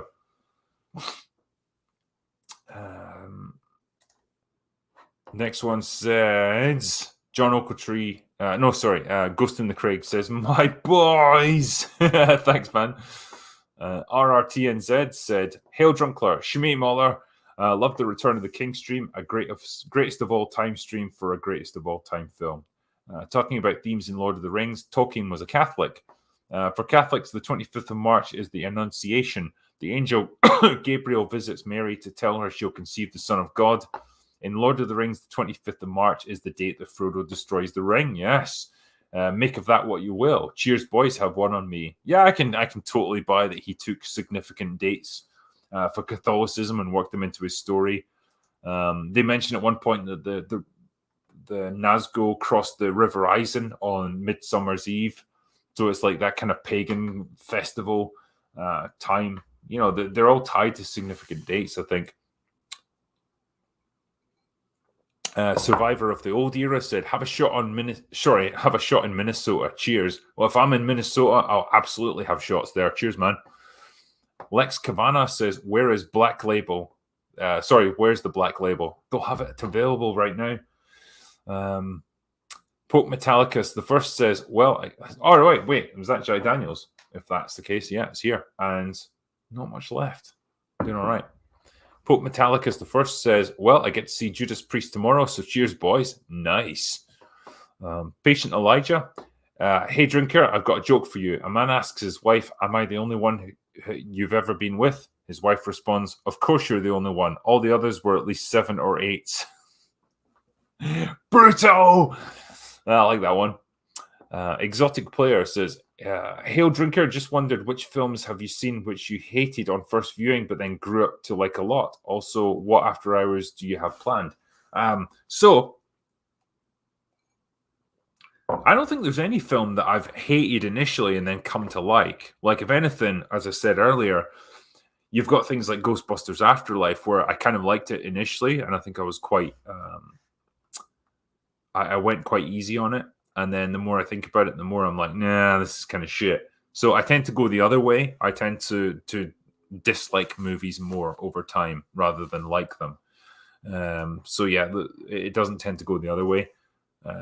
What after hours have I got planned? So if you're talking about extra shots reviews, I'll probably be doing my next one. I think is going to be Tango and Cash, because Kurt Russell and Sylvester Stallone, man. What more can you ask?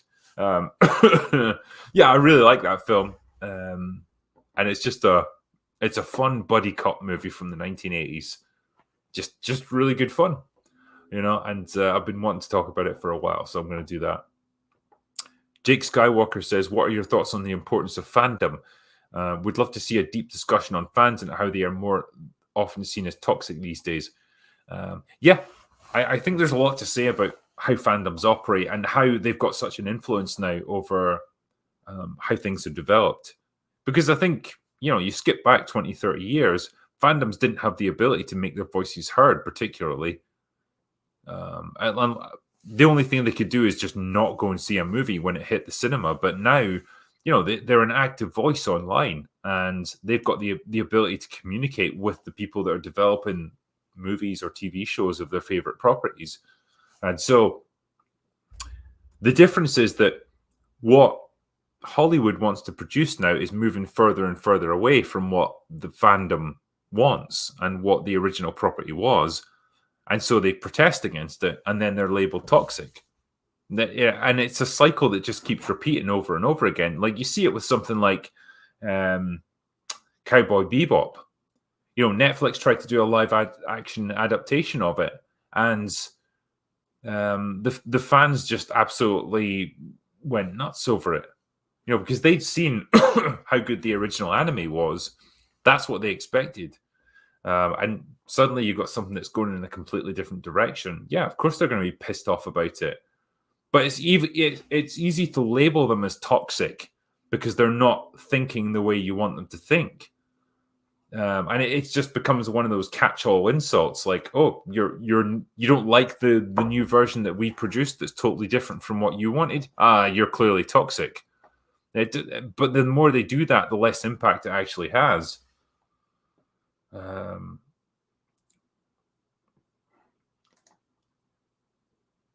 Yeah, Ghostbusters Afterlife, thought it had a lot of heart. I think it was done with the right intentions. I just think they could have done it in a smarter way, because honestly, man, it relied so much on nostalgia. It relied so much on fan service. It's great that you got to see the original Ghostbusters come back in the finale, but they just fucking show up without any fanfare, without any preamble or explanation for how they got there. They're just there in their proton packs, with the coveralls on and everything, just ready to go, and they shoot their beams at Gozer, because that's what the fans would want to see. But man, you could have worked them into the story a little bit better. I didn't want to just see them show up with no explanation for how they got there. That just felt cheap. That's payoff without any setup, and that's what pisses me off. I mean, like I say, I think it was done with good intentions, but man, they could have done it so much better. Top 5 Bruce Willis movies? That's a good question. Die Hard, obviously. Fifth Element, because I really fucking like that. Pulp Fiction, because that totally rejuvenated Bruce Willis's career. What else? Probably Last Man Standing, because I think that's a kind of an underrated movie. Actually, I really like that one. It takes the original Clint Eastwood Western format and then puts it into like the Prohibition era. But I think that was pretty good, a pretty good way of altering it, but keeping the core of the movie intact. And last one, maybe the Sixth Sense. I know, obviously, the ending of it is hackneyed and contrived now because we all, that whole twist thing's been done a million times over. But at the time, it was just fantastic. It was great stuff. Hudson Hawk, yeah.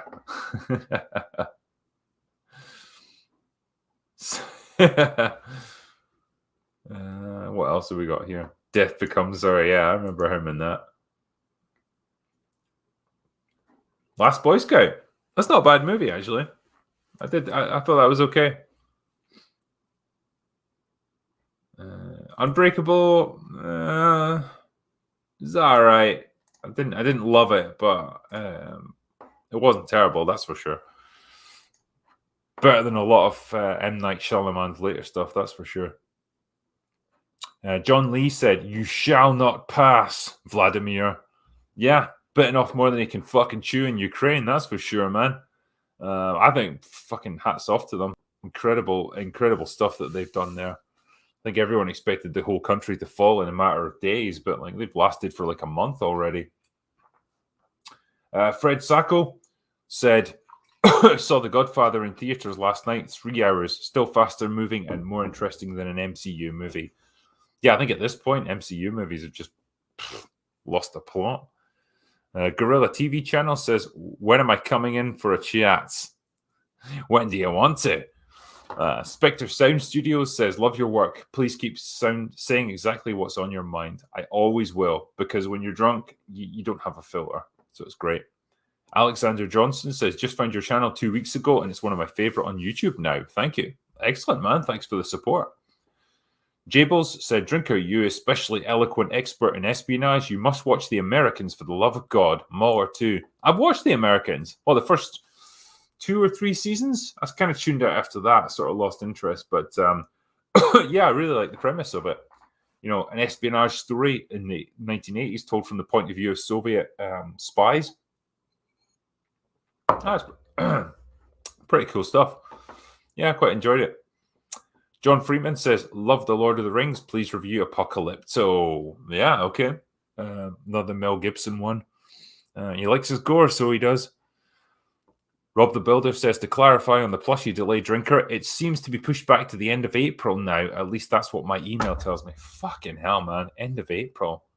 That's not good enough for me, and I'm pissed off with them now, so I might have to have a word with them and see what the delay is, because you know, we got really good sales out of those plushies. Like the response was brilliant.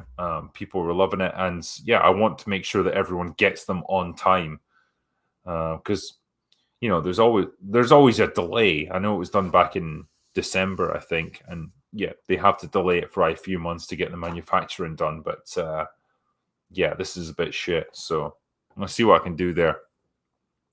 Alyssa Young says, "I bet $10 that you would wear a tie for that interview with the director, but you probably just took it off, so here's half." Cheers. What? Was that Neil Marshall? I would not wear a tie for any interviews. Yeah, I only do that for open bar, and that's becoming a bit more rare now. Patricia Molina says, "Would like to know your feelings on the Bruce Willis movie, The Fifth Element. Hola from Puerto Rico." Yeah, you can get all my feelings on it because I did a fucking review of it. I got it wasn't a Drinker Recommends quite, but yeah, if you go back through my channel, I did a review of The Fifth Element, and I really fucking like it. It's Luc Besson at his absolute batshit crazy best.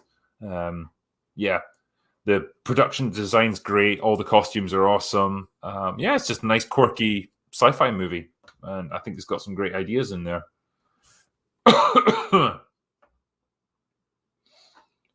Would you wear a tie for Tatiana? Indeed, I would. Yes, just a tie and nothing else. Ectogamete. What does ectogamete mean? Multipass. Yeah, that's when, man, Mila Jovovich was still just adorable. Yeah, just she had bags of personality in that movie. It was great. And then she started doing the Resident Evil films and just bleached all that away. Richard Curtis says, "Watch The Reckoning tonight. Brought it after seeing your Neil Marshall chat. Sean Pertwee should be in high consideration to play the next Doctor." Absolutely. I mean, his dad done it, so why shouldn't he? Finbar White says, "Imagine if Richard Burton was around, he'd have been the perfect for Lord of the Rings. You're looking forward to June Part 2. Keep up fantastic work. Thanks. Keep smiling." Cheers, man. Yeah, Richard Burton would have been awesome. He would have been drunk for most of it, but that would have been fine. June Part 2, yeah, I am looking forward to it, actually. I think the first one was perfectly fine as far as I'm concerned, so hopefully they keep up the good work. 7-Foot Penguin Overlord says, watch He Never Died with Henry Rollins. It's the perfect example of a small, low budget, but good film. Cool, man. I will. Quadesh said, Star Trek Picard Season 2. Any thoughts so far? Nope, because I haven't watched it, and I may not even bother, because nobody seems to give a fuck about it. Least of all me. I just don't need to see Patrick Stewart embarrassing himself anymore, so fuck it. I'll leave it up to people like Gary to review it. Nicholas Stanley says, Elden Ring has so many lore connections to Lord of the Rings and Norse legend. George R.R. Martin's fingerprint. It's a masterpiece. Yeah, you'd go off to the deep end. It's regarding its mythos. Well, I'm almost finished with Horizon Forbidden West, so that's my next one to play. Horatio gave me $2. Cheers, man. Callum Jake says, will you be reviewing the new Nick Cage movie in April? Is that The Unbearable Weight of Massive Talent? In which case, yes. Nicolas Cage did an interview recently where he said, he's paid his debts now and cleared his tax bill. And he said, like, he doesn't regret any of the sort of cheap, low-budget movies that he did. And he always gave his performance 100%. And I believe him, actually. I think he really did. It's a shame that he was forced into that position. But, man, Nick Cage is a guy who gives it 100% every time. And can't fucking fault that. And I hope he gets back to doing like big A-list movies again, because we need more Nick Cage in our lives. We really do. Jay Hayden said, I watched The Beast after The Drinker Recommends. It was better than I thought it'd be. Loved it. Cheers. Yeah, The Beast is a fucking great movie. I swear, honestly, it feels like it was made today. The cinematography and stuff of it is just, it feels so much further ahead of its time than it was. Really good movie. Really kind of gradually moves your perspective away from the Soviets, more towards the Afghans. It's a good film. Really well done.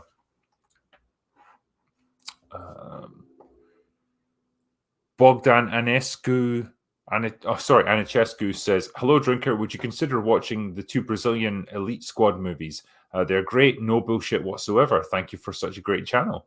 I mean, I'm not too well versed in Brazilian cinema, so I don't know much about Elite Squad. I'll be honest, man. But I'm always up for a good movie. So if they're great stuff, I'll definitely give them a watch. David Kelly says, remember when Rian Johnson was adamant that his Star Wars trilogy was definitely still happening? What happened, Ryan? Yeah, indeed. That is never going to fucking happen. Tony Frank says, I live in Kentucky. Your favorite? Blanton's here. Blanton's. Oh, great drink. Love it. John Lee said, considering the censorship in international cinema today, do you think the Lord of the Rings trilogy could have been made today? I think it's banned in China. Probably fucking is. Like, Chinese hate everything that's inspiring and uplifting and awesome. When I say Chinese, I mean the Chinese fucking government. Like, I'm sure the people just want stuff like this. But yeah, Lord of the Rings trilogy, it's you've got a lot of like traditional masculine heroes. There's no way that'd be allowed today. We can't have men thinking that they can be heroes and that they can do awesome things. No, they have to be beaten down and destroyed. So no, I don't think it could be. Tony Frank says, what's today's beverage, Sir Drinker? It is Jack Daniels with a bit of Coke. A hint of Coke, I should say. And it's been working out pretty well so far. I think almost there. Not much left. So I'll be finished by the end. Kelly Johnson says, D, will you torch House of the Dragon in August? I mean, I will if it's shit. If it happens to be amazing, sure, I'll happily praise the shit out of it, but I don't think it will be. Also, I'm really pissed off that George is devoting more time to this than, actually writing Winds of Winter, which is what you should be actually doing because he's a fucking author. Tony Frank says, $5 for the excellent belch, and what drink generated that? Yeah, Jack and Coke, man. Perfect. Anytime you got fizzy drinks involved, you're fine. Finbar White says, the Lord of the Rings trilogy was so well made and respected Tolkien. Few trilogies stand the test of time, maybe the Godfather trilogy. Well, Godfather, Back to the Future definitely stands the test as well. Love that. But yeah, I know what you mean. Cianthius says, "We'd love to hear your thoughts on Bill Skarsgård being cast in this reboot of The Crow." Oh, they're not doing The Crow again. Fucking hell, man. You're not going to replace Brandon Lee. Why would you do that again? Jesus. Stan Darsh says, "Have you ever seen the deleted scene of Aragorn fighting Sauron at the Black Gate? You get a glimpse of his Anatar form when he appears." Yeah, I didn't like it. I don't think you needed to have Sauron appear in physical form. So I'm fine that it was a troll. Alexander Johnson says, "Have you had Ardbeg?" Yes, I have indeed, and it's very nice. Can't complain about that at all. Black Sun says, "I told you, extended version equals Ghost Cage." Yeah, it's definitely good. Dave G Sound said, "Here, watched you too long not to sling a few bucks your way. Cheers, matey." Master Malrubius said, "Don't forget Bill the Pony, a nice solid name." It is. That is true. Bill. Yeah. One of the few real names in it. Yeah, and he gets cast loose. And I assume he makes his way back to the Shire. Black Sun says, "Peacemaker, don't you mean Peacekeeper?" Yeah, that's it, yeah. Peacekeeper. But yeah, good show. The Horrific Podcast says, "Thanks for your help earlier in the week. I just finished the stream and it looks like the issue is sorted." Yeah. You had a problem with your aspect ratio. Dan S says, "I get a PayPal or Streamlab thingy, my bob." Yeah. Cheers, mate. Master Malrubius, "I think the scouring of the Shire brings the horror of war can be brought back to those at home, but still not something that would have gone well in the movie adaptation." Oh, and Cemetery Man, because boobs. Indeed, boobs. Yeah, I agree with you. It gets more explanation in the books. Again, I could have done without it, but yeah, it definitely wouldn't have worked in the movie. Black Sun says, "I understand why you don't stream games a lot, but why no game reviews recommend? Just like old movies, the world is forgetting their old games being forgotten." I mean, yeah, it's a good question, actually. I mean, I've done all my reviews of the Resident Evil series. I've talked about Tomb Raider. I've done reviews of like Last of Us 2, that sort of thing. I'm going to be doing Horizon shortly when I complete it because I wanted to complete it before I talked about it. Yeah, I guess my channel's more focused on movies and TV shows than video games, and I think my audience kind of is as well.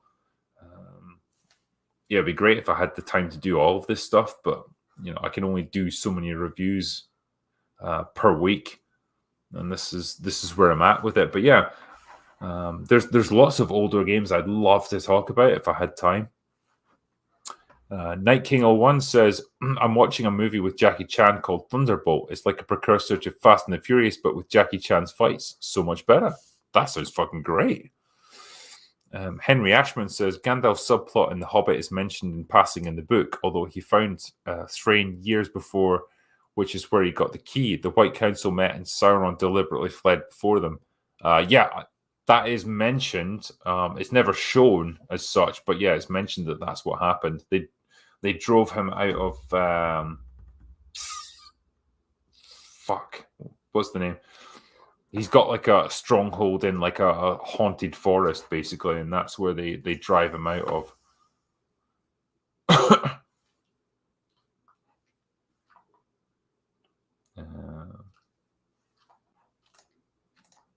What's this one? Dear Mr. Drinker, have you heard about the IT TV series? What we heard about. Love your channel, makes me and my partner both laugh. What, the IT Crowd? Is that what you're talking about? In which case, yeah, that's pretty fucking funny. There's some good stuff in there. Dog Golder, yeah, that's the one. Yeah. So that's where he held out initially, but it was kind of just a diversionary attack while he rebuilt Barad-dûr in Mordor.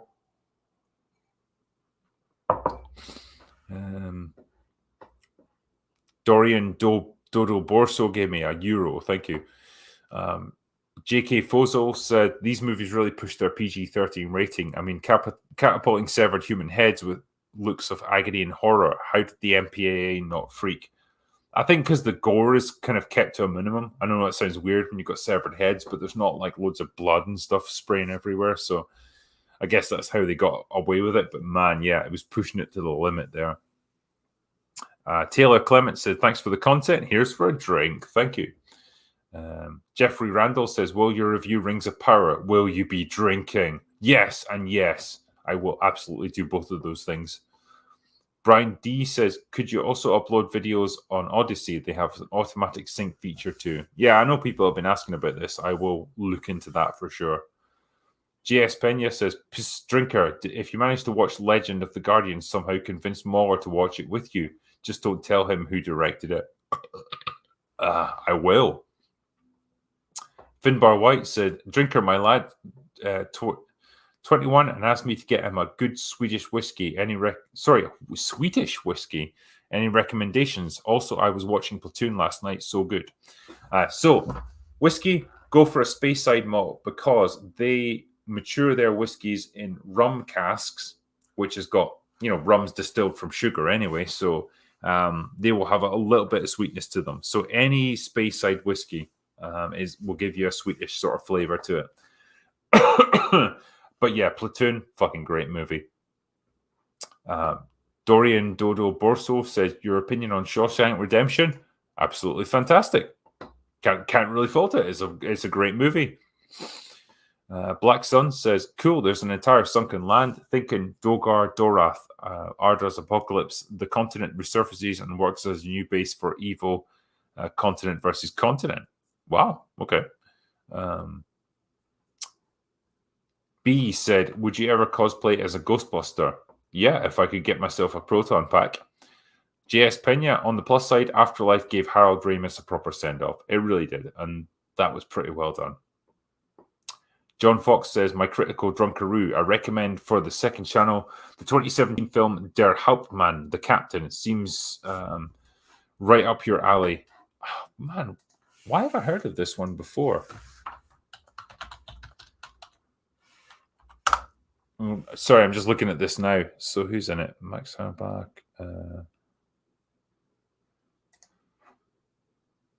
Okay. In the last moments of World War II, a young German soldier fighting survival finds a Nazi captain. Oh, yeah, I've heard about this one. Yeah, so he impersonates a Nazi, like an SS captain. Okay, yeah. So he starts to take on that role, but then like it gradually kind of consumes him as well. No, it's an interesting premise, actually.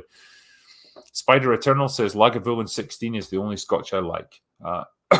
Any recommendations on others at that level? First time catching the live stream, by the way. I love your content. Cheers. Thank you, my friend.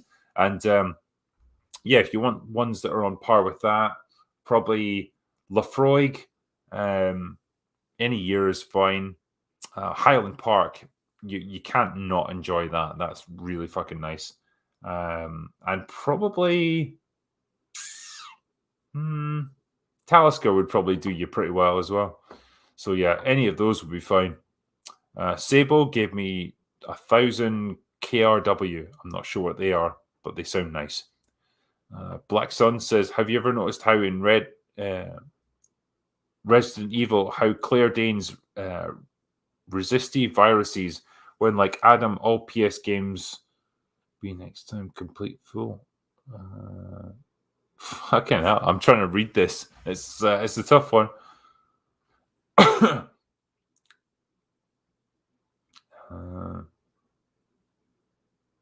Yeah, I'm not sure what you're saying there. I'm sorry, man. Henry Ashman said, the 3 Elven rings were never touched by Sauron, so they were not subject to his corruption. Gandalf's ring was the ring of fire. Ah, okay. Black Sun says, actually, at Henry Ashman, no. Okay. I'm not sure. I thought that, yeah, they weren't actually touched by Sauron because they were hidden from him. That's why he wasn't able to control them like he was with the others. JD says Arwen was dying because all elves were losing their immortality and strength when they went to Middle-earth. Morgoth infected everything with his essence, so they were exposed to evil, essentially. Yeah, I think she had that choice then of she could go to the Undying Lands and live forever like all elves would, or stay and become mortal. that's what she ultimately did. Puzzled Pelican says, "Hey, Drinker, I just wanted to say you're awesome, and I hope you and Tatiana are doing well." Ah, thank you, man. And yes, we absolutely are. The Baptist says, "In return for the in Return of the King, Aragorn was meant to fight Sauron in the end battle, but was cut, and instead Sauron was replaced by a troll. What's your thoughts?" Yeah, I'm fine with that. I thought that was better. One of those weird times when I agree with a change like that. Wouldn't want it to see Sauron on the battlefield, because there's no way Aragorn could have fought him hand to hand. Like, he wasn't that strong. He would have got fucking killed immediately. WJ Valenti says, "Does the Drinker or anyone else like as much as I do the very underrated movie Bloodfather with Mel Gibson?" I haven't seen that, because that's one of his later ones, I think. And yeah, I'm not too well up on what he's doing now, but yeah, haven't seen it, I'm afraid. Excuse me.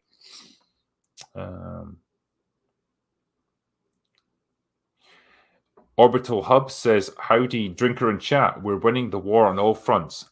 As we do, we shall grow in spirit and confidence. We are on the path of the Great Awakening, leading to the Golden Age. There will be trials ahead, but we love it. Space Force." Yeah. Bring on the Space Force. That's what I'm all about. Black Sun says, "What about Narnia?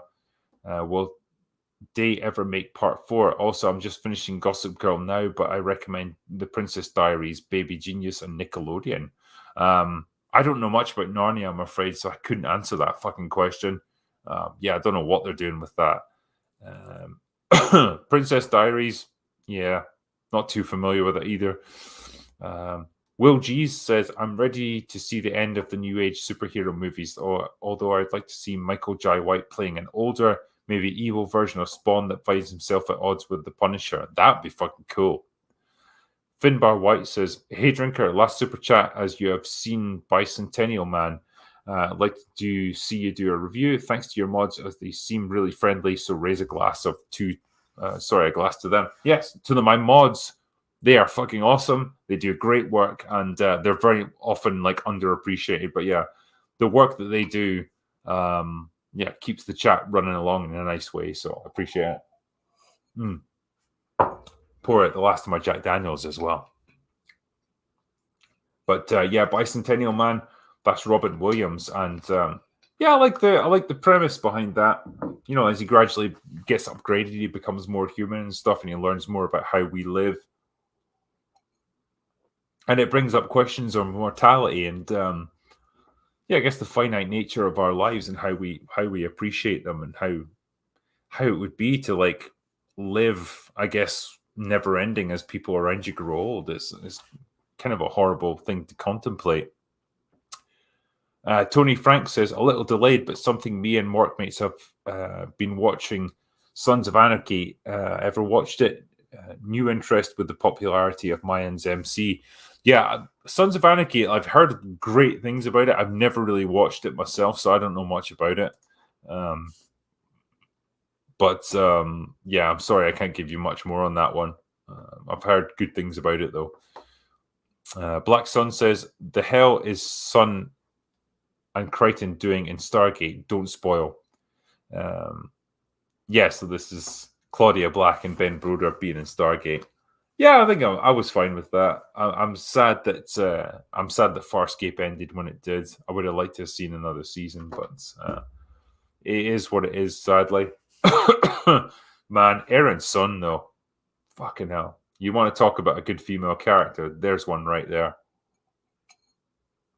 El Rizzle said, "If you haven't already, have a look at Dead Set, a Charlie Brooker miniseries from 2008. Charlie Brooker is fucking awesome, so I'd be interested in seeing that." Black Sun said, "Drinker's going to play a Souls game. Drink when you lose." That'll be a lot, because Souls punishes you. Joseph Roach gave me $5. Cheers, man. Kevin said, "Thoughts on The Simpsons becoming the boring, unfunny crap it has been for years?" Yeah, that's all it is. I lost interest about 10, 15 years ago in The Simpsons. Haven't really watched it since then.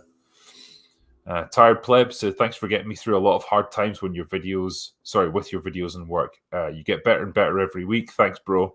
Thanks, man. And man, all I can do is try and entertain, I suppose. I'm glad you're enjoying it. Felix Rodier says, Drinker, Evil Dead Trilogy, Happy Hour, much love. I would fucking love to do that. Love the Evil Dead. Yeah, I would happily talk about that. Joseph Roach said, Robert Pattinson wasn't as poop as I thought he would be. He wasn't, no. He was all right. Definitely could have done with bulking up a little bit, but maybe we'll get that in future movies. But yeah, overall, the Batman was okay. Orbital Hub says, Turn, Washington Spies is a kick-ass show. Great characters, beautiful storytelling, and causality. Cutting tension, shot with wonderful cinematics. Okay, Washington Spies. There you go. Golden Bream says, now that you've almost finished Colm Waller, I think he might actually be dead. Fuck, I don't know what's happened to him. Normally when he says he's going to be in for one of these things, like he's there, you know? Yeah, I don't know, man.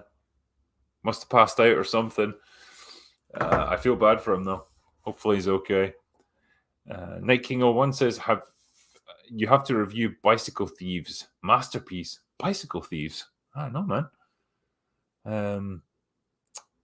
WJ Valente says, are you a fan of the underrated movie Predator 2 or not really? I absolutely fucking am. It's really underrated. Predator 2 is a good fucking movie and I will die on that hill. And yeah, I've done an entire happy hour on it. If you look back through my second channel, yeah, we talked about Predator 2, went through it like start to finish, and came to the conclusion it's really fucking good. And it's got Gary Busey in it as well. So what more can you ask for? No, I really like it. Dennis Carson says, what's your favorite movie of all time? This is one of those questions I can never fucking answer because out of like millions of movies that have been made over the years, like how do you pick one as like the best of all time? I mean, I've said before, one of my personal favorites is Falling Down with Michael Douglas. I just think that's fantastic and I really like it. But that's just me. But then I've got other ones like you can probably see up there, Big Trouble in Little China. One of those films I would happily rewatch anytime. You know, it's never going to win any Oscars, but like I just get an absolute kick out of rewatching it. So just things like that, like random little movies. Vesuvius said, if the woke corruption kills geek culture, what's the next geek culture? Hyperlocalism? I don't actually know what it's going to be. It's just going to make fandoms, I guess, really suspicious of anyone from the outside because they can go through this so many times before they say, right, if you're going to come into our hobby, our fandom, whatever it might be, you have to just abide by all of it. You can't try and change a single thing. You can't bring your own perspective into things. I don't know if that's just the natural result of it. It kind of feels like it should be because you should gatekeep this stuff at this point. Because when you see what happens when you don't, it just destroys whatever hobby you've got. Algernon Sydney says, are you looking forward to Better Call Saul Season 6? Not really, because on the basis that I don't watch Better Call Saul. Like, I love Breaking Bad, but I never got into Better Call Saul. So I don't know.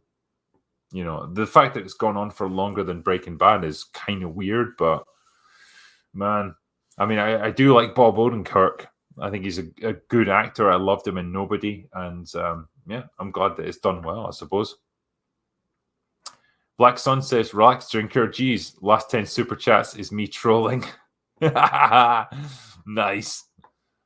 This is when I run out of steam at this point in the night. Night King 01 says, if you ever watch Thunderbolt, watch the DVD available on Amazon. It's the original cut and doesn't have the god-awful dubbing. I'm saving you. Thank you. I'll take that under advisement. Andy B says, just watch The Police Story with Jackie Chan on Criterion. Awesome martial arts flick. Jackie Chan has got like an immense back catalogue of awesome movies. Yeah, is it that good? I mean, I honestly don't know. Well, like, obviously it's the same people that did Breaking Bad, so there's got to be something to it. But yeah, I kind of started watching it, but it was very slow for me. And then, yeah, the people that I knew who watched it were like, "Oh yeah, you've got to slog through the first couple of seasons, and then it gets better after that." And I thought, I don't know if I can give that much of my time to something like this if it's not good initially. Yeah. Where is he? Where is the long man? I do not know tonight. I think Mauler might actually be dead. So press F in chat to pay your respects to Mauler. I think he's done. Last, yeah, you mad bastard, Black Sun. Drinker, did you ever play Resident Evil Outbreak, the first Resident Evil multiplayer on PS2? Very ahead of its time, still playable through an emulator. That is one of the few Resident Evil games I haven't played, believe it or not. I played all the mainline titles, done the Revelation games and stuff. Didn't play Outbreak, and I didn't play Gun Survivor. I think those are the only ones I didn't play. But I do like the idea of like an online multiplayer co-op of Resident Evil. I think that's quite cool. Have I played Elden Ring? No, because I've just been finishing off Horizon Forbidden West. And then I'm going to get onto Elden Ring. See, my strategy is to play it when everyone else has finished playing it, and then it's no longer relevant. So yeah, genius. Fucking genius. Says Mark Arsenal says, have you seen Mad Max 1 and 2? Yes. To me, they're like Terminator and T2, Aliens 1 and 2, where they have different styles but are both good. Yeah, I agree. Mad Max 1 is a very different movie from Mad Max 2, but it does have some epic fucking... the second one, particularly some epic fucking action scenes. What the fuck? Hey, I'm on time. So, Muller, we're just about to finish now. Thanks for coming in. I can keep you company for the last two. To be fair, like everyone's pressing F to pay respects in chat because we genuinely thought you died. It's a fair assumption. I'm shocked myself. I think my alarm went off and I turned it off, being like, "What an annoying noise." And that was it. I respect that, to be fair. Yeah. So sorry about that, but hopefully everything's all right. Yeah, no, it's cool. I'm just I've caught up with all the super chats and everything. I'm just finishing up here. Algernon Sydney says, I recommend Babylon Berlin on Netflix if you haven't seen it yet. There you go. See what else is here. People were talking about Better Call Saul. Season 6 is the final season that's coming out. And I was like, I've not seen it. I like Breaking Bad. I thought that was awesome, but I just never got into Breaking Call Saul. Breaking Call Saul. Yeah, that's fuck. Yeah, as you can tell, the bottle's empty. Well, good. But yeah, I'm up to date on it, except the new stuff. I'll be watching that. I am going to call it Breaking Call Saul from now on. Breaking Saul's back. Soul of the rings of the call. Yeah, that's fine. Me last. You might well be, actually. I'm gonna wrap it. I'm gonna wrap it there. Oh fuck. No, stop sending me super chats. God damn it. Have you seen the movie Hard Times with Charles Bronson? Good little film to check out. Also would be cool to see a production hell of The Exorcist and The Crow. Have a good one, brother. Yeah, because like it doesn't get more extreme than like your main character fucking dying in the middle of your movie. Hard Times was when Charles Bronson was playing like a bare knuckle boxer, and that was probably his best performance, I think. As I recall, he was about 50 years old, but man, he was absolutely ripped. Charles Bronson was just a different breed of actor. Yep. Anyway, Kurt Russell's Soldier. Thoughts? It's a favorite of mine. Soldiers deserve soldiers, sir. Yeah, look up my happy hour on it. The number of people that are like, what's your opinion on this movie? And it's like, I've actually done a review of it, or I've done a happy hour on it. You know what it is, Drinker? They're not true fans. They're not true fans. They're not true fans. Fake fans. They are Lord of the Rings influencers. That's what they've become. That's what I say to you, sir. But Soldier, I like it. Apart from some really shitty special effects right at the finale, it's a fun movie. And Kurt Russell he's just Kurt Russell. He's awesome. You can't not like him. I'm just scrolling through to see if there's anything I might have missed. Black Sun. Screw it. Yeah, quite right. Fuck it. Yeah, I think that might be it. What's one here? Bud Spencer and Terence Hill review. Please watch out. We're mad. In my opinion, golden. There you go.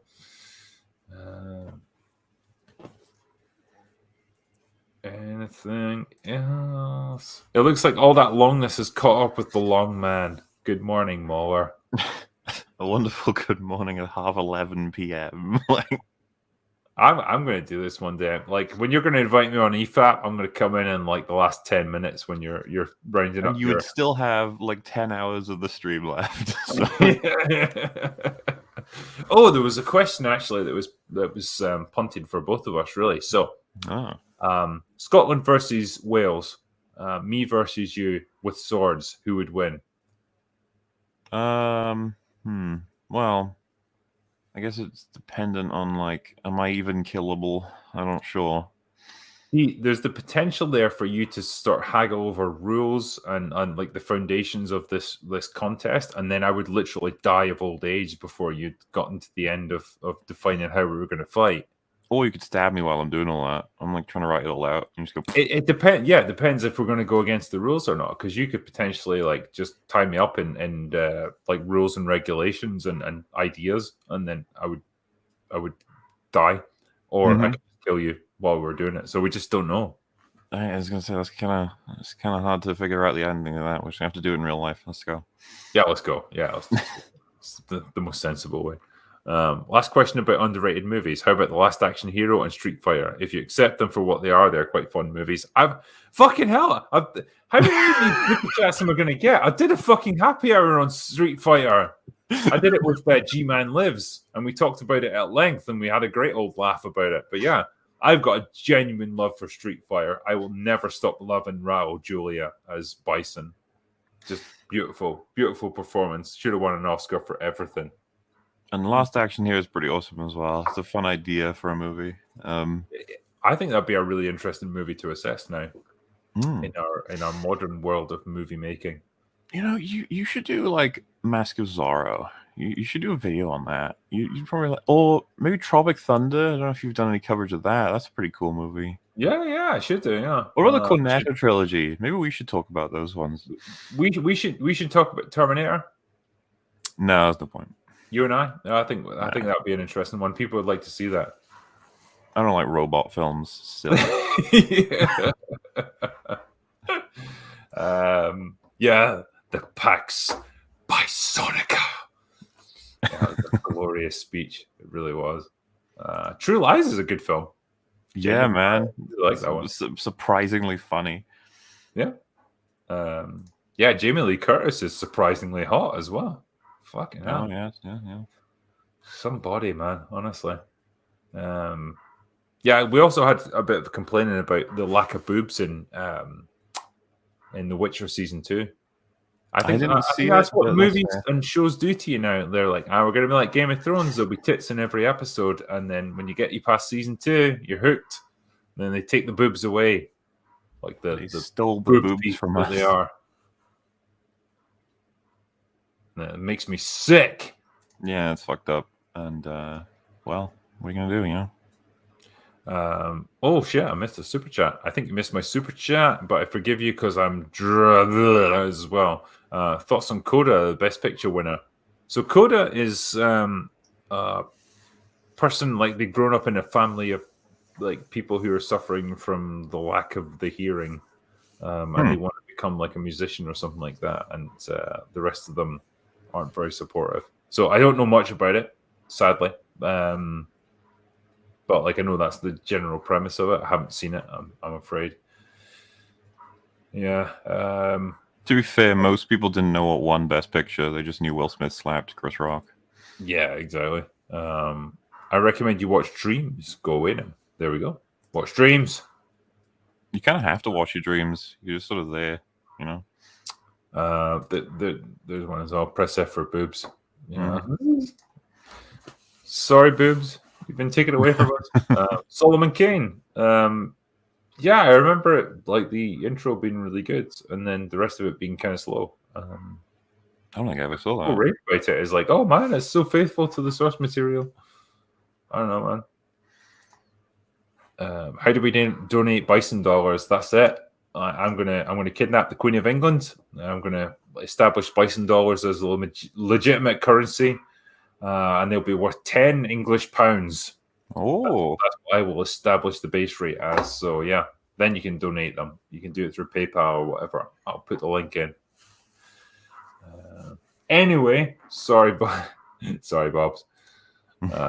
Yeah, I think we're finished there. I'm tired and I'm kind of drunk, and I've drunk half a bottle of Jack. So I'm going to finish the stream before I piss myself.